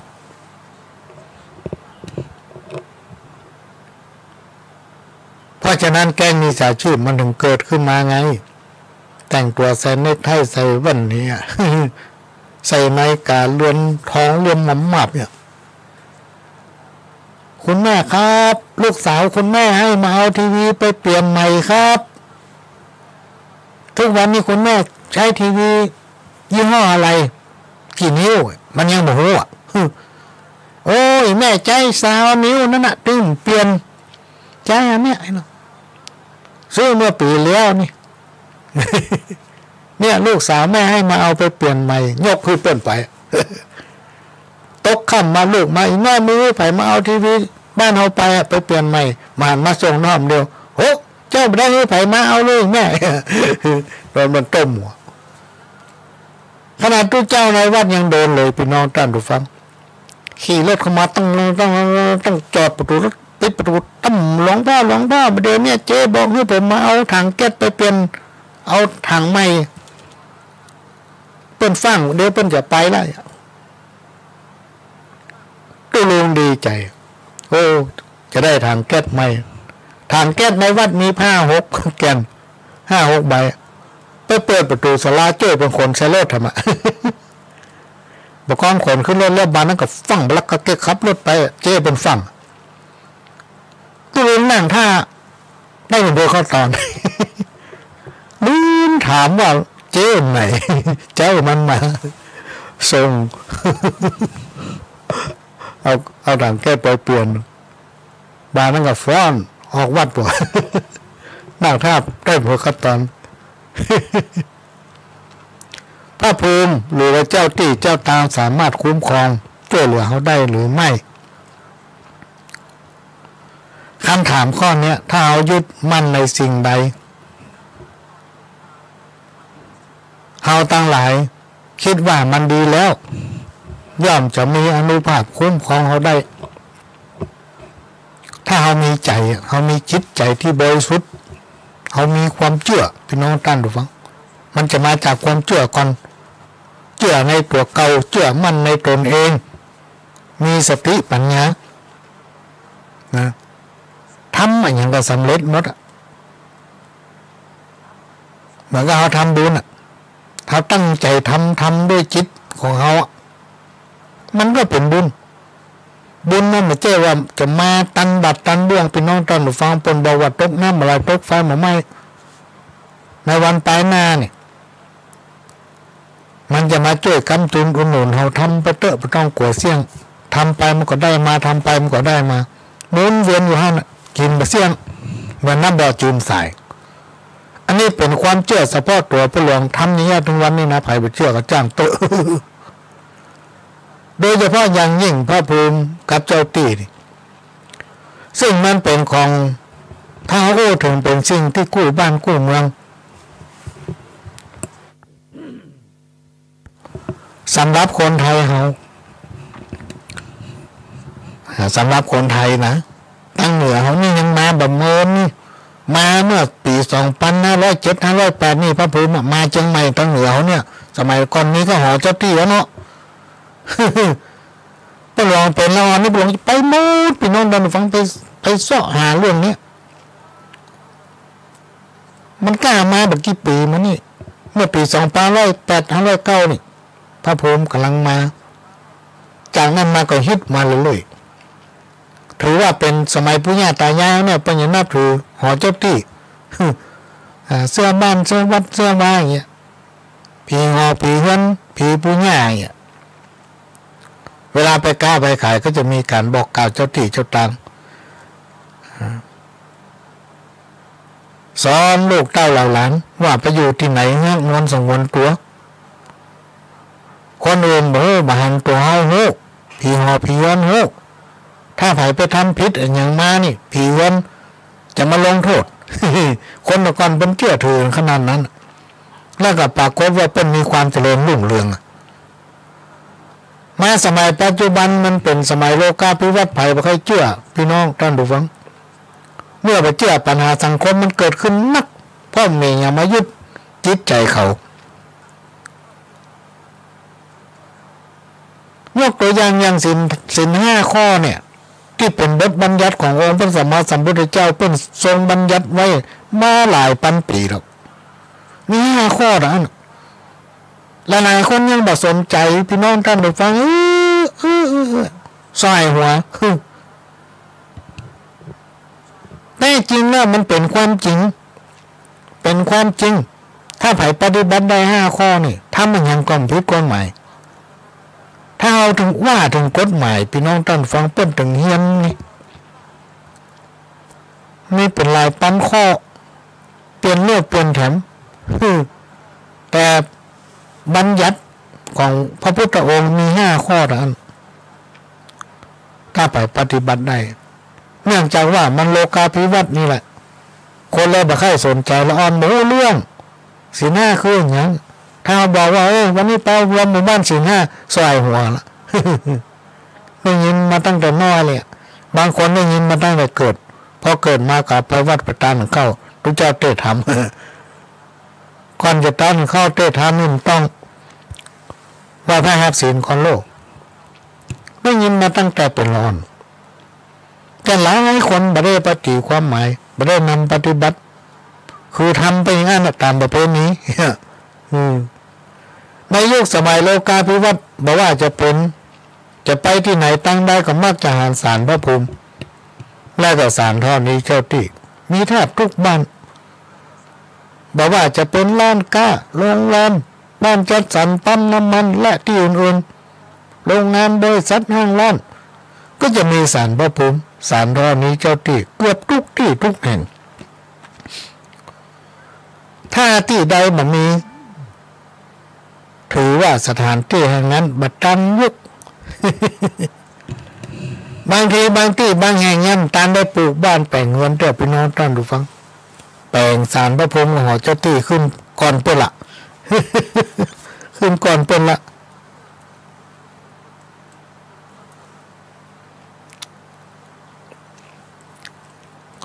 ด้วยความที่มีความเชื่อร้านค้าโรงแรมบ้านจัดสรรอะไรอย่างนี้พระภูมิเจ้าที่ก็จะช่วยคุ้มครองรักษาตามที่เราได้รับฟังมาจากปู่ย่าตายาย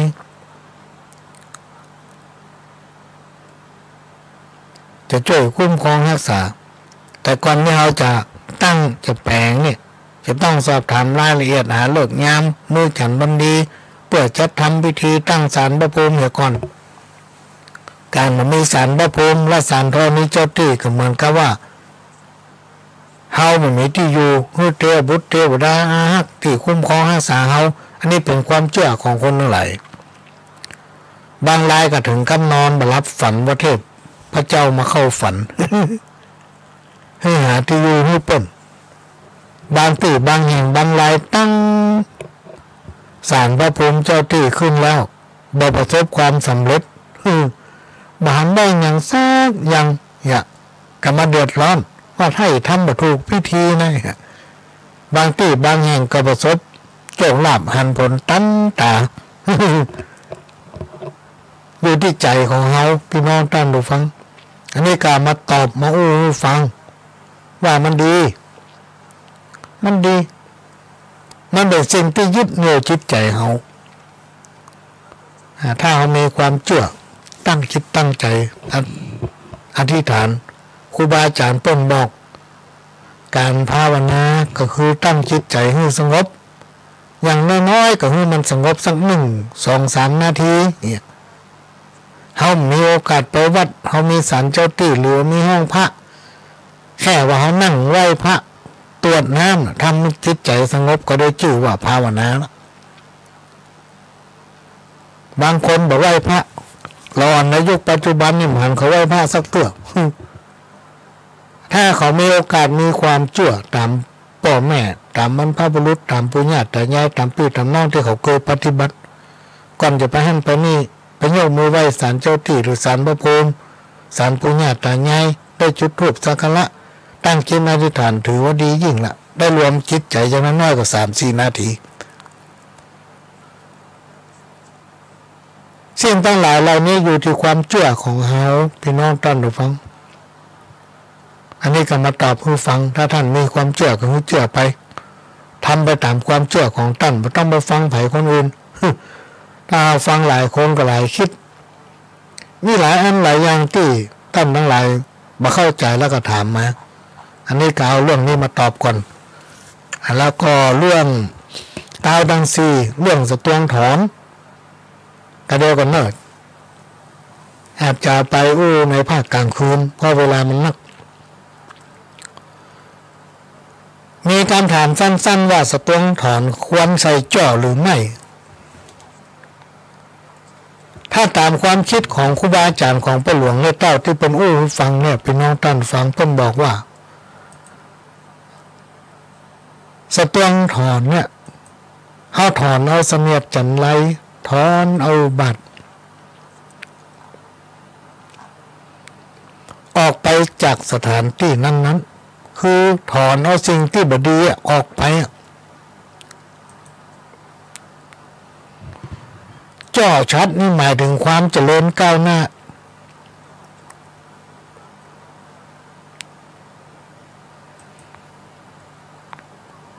เขาจะถอนให้มันไปเจริญตั้งหน้าพวกะ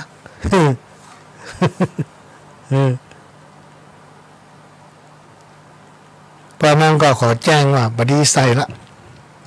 ปหลวงก็ต้องมือไปใส่สักตัวถ้าได้ไปเนี่ยเพราะว่าจ่อชัดหมายถึงความเจริญก้าวหน้าสิ่งที่เขาถอนนั้นมันเป็นเสนียดจันไรเป็นความบดีทั้งหลายเป็นคึดเป็นอุบัติจันไรเนี่ยเขาถอนความบดีออกไปอย่างบ้านเนี่ยสมัยตะก่อนนี่เป็นถือว่าคนไปตัดเอาไม้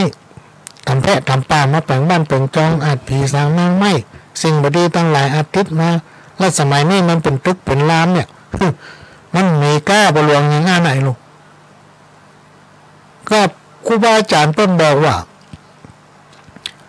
เขาแปลงบ้านแปลงจองแม่นว่ามันจะเป็นตึกเป็นลามพี่น้องท่านผู้ฟังแต่มันทำด้วยเศษหินดินทรายประกอบด้วยอย่างหลายๆอย่างที่เขามาประกอบสร้างบ้านสร้างตึกเนี่ยบางทีเก็ดหอยตายพายบางทีแมลงต่างๆเนี่ยที่มันอยู่ในหินในทรายมันยังบาดตายตัวเอามาผสมเทเข้าไปในบ้านเราแล้วหินทรายมันมาจากแม่น้ำปิงสถานที่นั้นอาจจะเป็นเกาะอาจจะเป็นที่เมืองนอกอันอย่างตั้งหลายเราเนี่ยมันมาจากไหนตั้งเบาหมูมารวมผสมกันเอามาสร้างบ้านมันอาจจะมีเสนียดจันไรมีภัยมีอุบัติที่ตามมา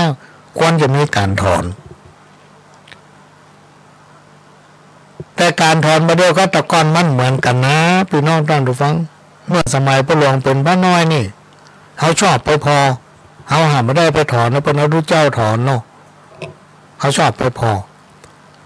สตวงถอนอันเป็นจะมีมวยเถื่อนโลกวางไว้ข้างไหนหรือว่าบางที่ก็มีมีดถ้ามี5สตวงก็มีมีด5เถื่อนน้ำส้มปล่อยกองคือเจ้าปัญญาว่าคาถาเปิ้นพอเปิ้นว่าไปถึงตัดนั่นเนอะจะจบเลยนะเปิ้นเอามุ้ยเอามีดเลือดทากเอาไม้ตีนเสาหรือว่าทากเอาตำจกตำแจงสีแจงบ้านน่ะใส่ในสตวงลาบะขว้างไม่ได้มันเป็นปืนเป็นตึกพี่น้องท่านผู้ฟังจ่ามือมีดมาทางมันงามเลยมันก็วากกับโบ้นั่นแหละแล้วมันถากเข้าถากมาเข้าเพราะนั้นต้นก็เลยแปลงไม้ ยาวสักคืบนี่เอาไฟดำดิบ7 เส้นยาวสักคืบเหมือนกันเขียนไม้เอาวางก่ายสตวงนั้นพอเพิ่นทำพิธีเสร็จเพิ่นก็หักไม้นั้นถือว่าเฮาตัดเอาสิ่งบดีในนั้นออกประตูละกลับไปขว้างนอกบ้านถือว่าถอนเสนียดจันไรความบดีอันนั้นออกไปบางคนเข้าใจผิดถอนไปแล้วเอาพลิกเข้ามาอยู่หลายที่พี่น้องท่านฟังมันเหมือนกันนะอย่างบางที่บางแห่งน่ะเวลาถอนเอาสรีระร่างของผู้ตายขึ้นสู่ประสาทเนี่ยเปิ้นไปดึงไฟเข้ามาแล้วลูกพี่ตายคุณครูบาเปิ้นมือดึงไฟเข้ามาไปดึงมันมาอย่างอย่างเอาถอนไปแล้วอันไปถอนมันอย่างอย่างหลายๆคนพอถอนไปแล้วดึงไฟเข้ามาในบ้านดึงไฟเข้ามาในบ้านดึงไฟเข้ามาแถมถ้าอันอย่าไปถอนมันเนี่ยอย่างครูบาอาจารย์ผมว่านี่ผู้หลวงได้ยินคำหูก็มาฟังกำข้าวก้อมจากขยมหลวงลุงป้อห้างแม่ไม้เหมือนงัวควายหิวผอมไผ่หันบางง้อมบ่าวสาวหันก็บักใกล้จังนี้ไผ่ไหนเป็นใจไข่ได้บอกว่าคนเมืองไทยเหนือใต้เจ๊กยางม่านลึกเขาตึงบะยื้อกอยมากึดไปแล้วเสียใจนั่งหนาซากแห้งนกกาไผ่บะไข่ได้ไผ่บะไข่ได้ อันนี้จากขยมเท่าเชื่อจะตาเหมือนหมาตัวน้อยมีใจไฟห้อยในป่ากระป๋องบาใจข้านี้มีใจจองห้องไม้ใจป้องของสูงอย่างเจ้าเดิมพยายามแต่หนุ่มจนเท่าคงได้แต่หมอกเมาเท่านั้นเปิ่นคงบันเลวแลเฮาแถมซ้ำเพราะยศต่ำขั้นหลายทีตัวของหน้าน้องเป็นเชื้อเศรษฐีอ้ายคนกาลีหากินรับจ้างบ่ว่าภายไหนวันใดม่วนอันบ่ได้สอดดันไปเอาเล่นม่วนไหนมันมาช้ำง่อมใจบ่ไปตั้งใดบ่มอยู่ในห้องเพราะว่าภายในมันมีคนพอหน้า บ่มอยู่ในห้องมีเงาของตนเป็นมิตรอยู่ข้างหิมขิงซ้ำเตื้อหนาวกระด้างเกือบตายเพราะบ่มีตัวนางตัวน้องมาสนใจอ้ายอินลุ อันนี้ขยมหลวงลุงพญาเบาเท่าเนาะ พญาเบาเท่ามีอนุมหิมโกงขอประหลวงอ่านเรื่องข้อห้ามที่บรรดาลูกเขยทั้งหลายพึงนำปฏิบัติให้ฟังสักเตื้อเตอะหนูจะมาให้ฟังบรรดาลูกเขยทั้งหลายที่อยู่บ้านกับพ่อเมียแม่เมียฟังไว้เนอะระเบียบลูกชาย เปิ้นว่าไว้อย่างนี้จงอ่านตามนี้บอกไว้ตัวมาเป็นลูกเขยอยู่เฮือนพ่อเมียแม่เมียนั้นไซขออดสาได้ทำเอาถ้าไผ่ทำได้จักอยู่ที่ขะเตี่ยงมั่นสุขีย้อนว่ามีกำกึดดีเป็นเขยต่างบ้านเป็นเขยต่างบ้านประการแรกเปิ้นบ่ฮือเถียงพ่อเมียแม่เมียเนอะลูกเขยทั้งหลายฟังไว้เถอะเฮาไปอยู่บ้านเปิ้น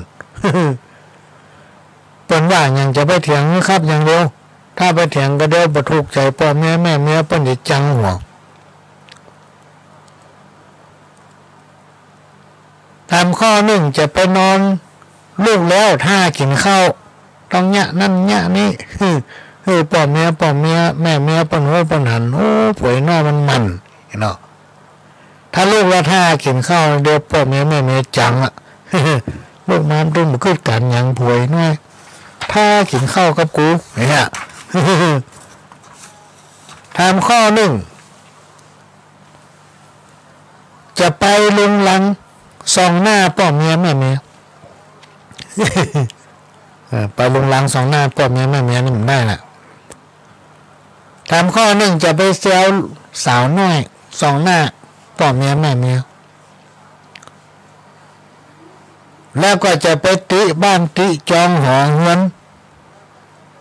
ว่าตอนนั้นบดีตอนนี้บดีส่องหน้าพ่อเมียแม่เมียอันนี้เป็นสิ่งที่ลูกเคยพึงปฏิบัติจะไปแปลงหน้าเศร้าหม่นหมองทำเป็นว่าแบบม่วนอยู่ถึงวันส่องหน้าพ่อเมียแม่เมียจะไปจมอยู่กาดที่นอนจะไปลู่ขายสมบัติของพ่อเมียแม่เมียจะไปทำให้ลูกของเปิ้นตุกอกตุกใจนะจะไปวอกบอกกุ้มโกนจะไปขนดังกลับบ้านพ่อเมียแม่เมียบ่ชอบ จะไปเดือดให้เมียส่องหน้าพ่อเมียแม่เมียเวลากินเหล้ามาจะไปเสียงดังจะไปเตะหมาเตะแมวส่องหน้าพ่อเมียแม่เมียจะไปนั่งซ่อนแข้งซ่อนขาส่องหน้าพ่อเมียแม่เมียอันนี้เป็นสิ่งที่ลูกเคยตั้งหลายต้องปฏิบัติจะไปอวดดีสอนเตือนพ่อเมียแม่เมียจะไปเล่าขวัญพี่น้องเมียจะไปกินข้าวตอนก่อนโมจะไปตัดไม้ที่พ่อเมียแม่เมียปลูกจะไปมีนอกมีในกับครอบครัวจะไปดักเอากำเก่ากำหลังจะไปหน้าด้านอวดลวกอันนี้ฝากไว้ให้ลูกเคยตั้งหลาย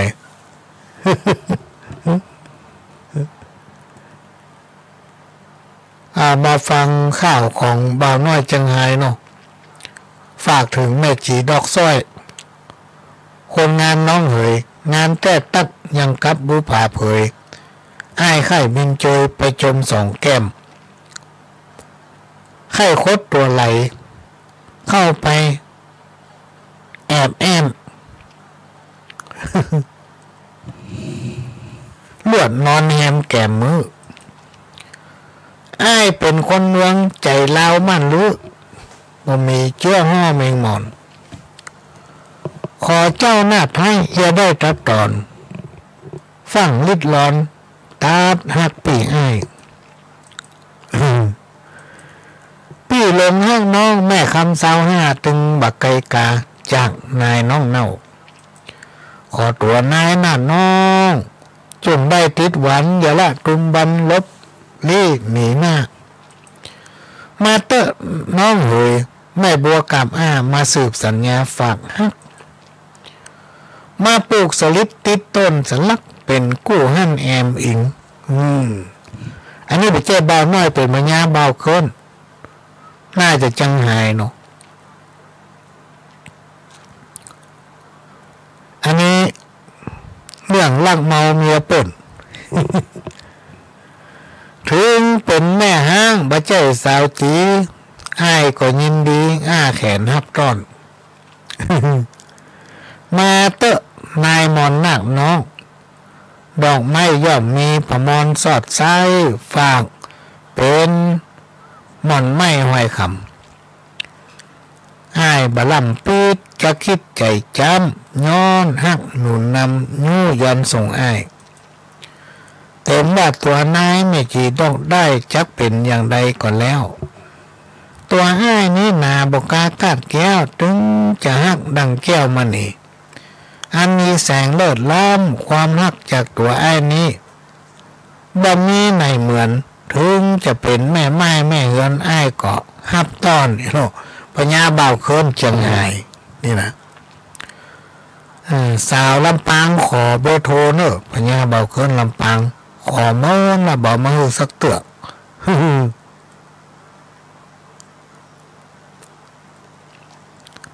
ขณะนี้พี่น้องท่านผู้ฟังก็กำลังรับฟังรายการสาระสปะโดยก้าวกับผมประหลงสว่างธาตุเอียงจันทร์บ้านตาดลองขี้ควายตั้งสถานีวิทยุกระจายเสียงพระพุทธศาสนาแห่งชาติและสังคมขึ้นเพื่อการศึกษาพระพุทธศาสนาและวัฒนธรรม FM 4.50 เมกะเฮิรตซ์จากวัดไฟหินและก็ขอบพระคุณท่านผู้อำนวยการสถานี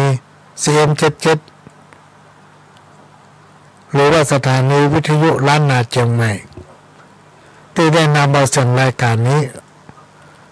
รีเลย์เผยแพร่สู่พี่น้องท่านผู้ฟังแถมสถานีหนึ่งและก็ทำลายสถานีวิทยุชุมชน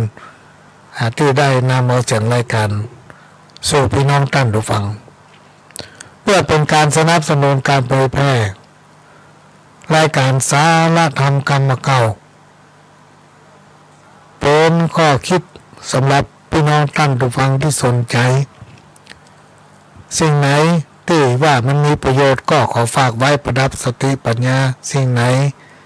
ที่มันไม่มีประโยชน์ก็เอาไว้ในวิทยุจะไปเก็บไปใส่อกใส่ใจ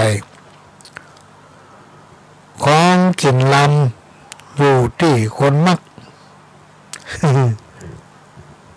ความฮักอยู่ที่ความพอใจของคนนะแปลงแปลงเฮือนตามใจคนอยู่แปลงตามใจคนนอนรายการของผู้หลวงนั้นเราจะเอากรรมเก่าเข้าห้ามและกับประสบการณ์ของตัวเก่ามาเล่าสู่กันฟังแต่ว่าช่วงระยะนี้พี่น้องท่านผู้ฟังงานมันหนักพี่น้องท่านผู้ฟังเขียนข่าวมาให้ในประมาณ60ฉบับได้80ป่ายถึงที่เอามาอ่านแล้วเนี่ยแต่ไม่ได้เอามาพิมพ์ไม่ได้เอามาล่างถ้าคืนเอามาอ่านมันจะพิษอย่างอ่านปาตะกี้เนี่ยพิษ พิษไปหลายตอนต่อมาเก่าแล้วมาล่างใหม่แล้วจะมาอ่านให้ฟังก็ต้องขอสุมาอภัยด้วย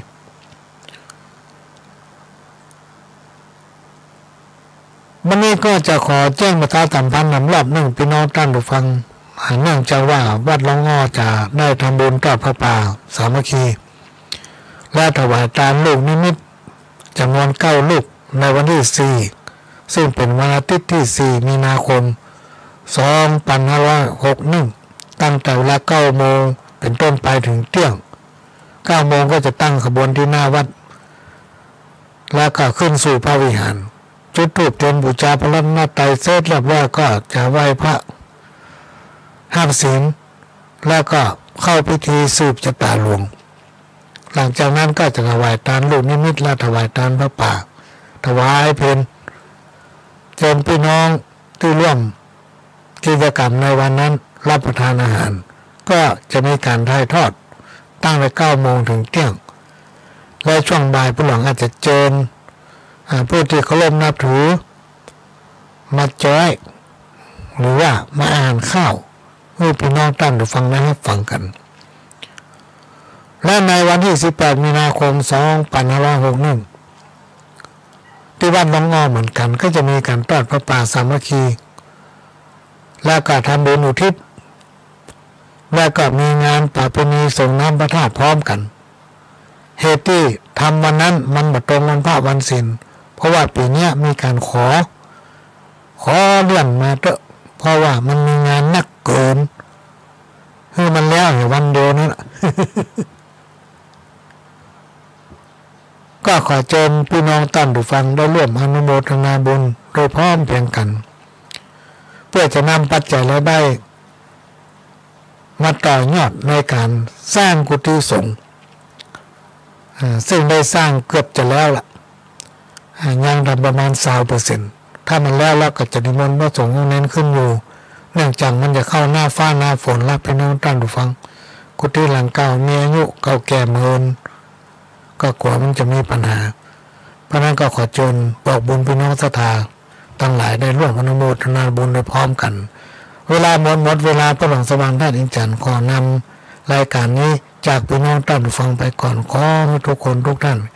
กินข้าวลำนอนรับแล้วก็ฝันดื่มกันคู่คน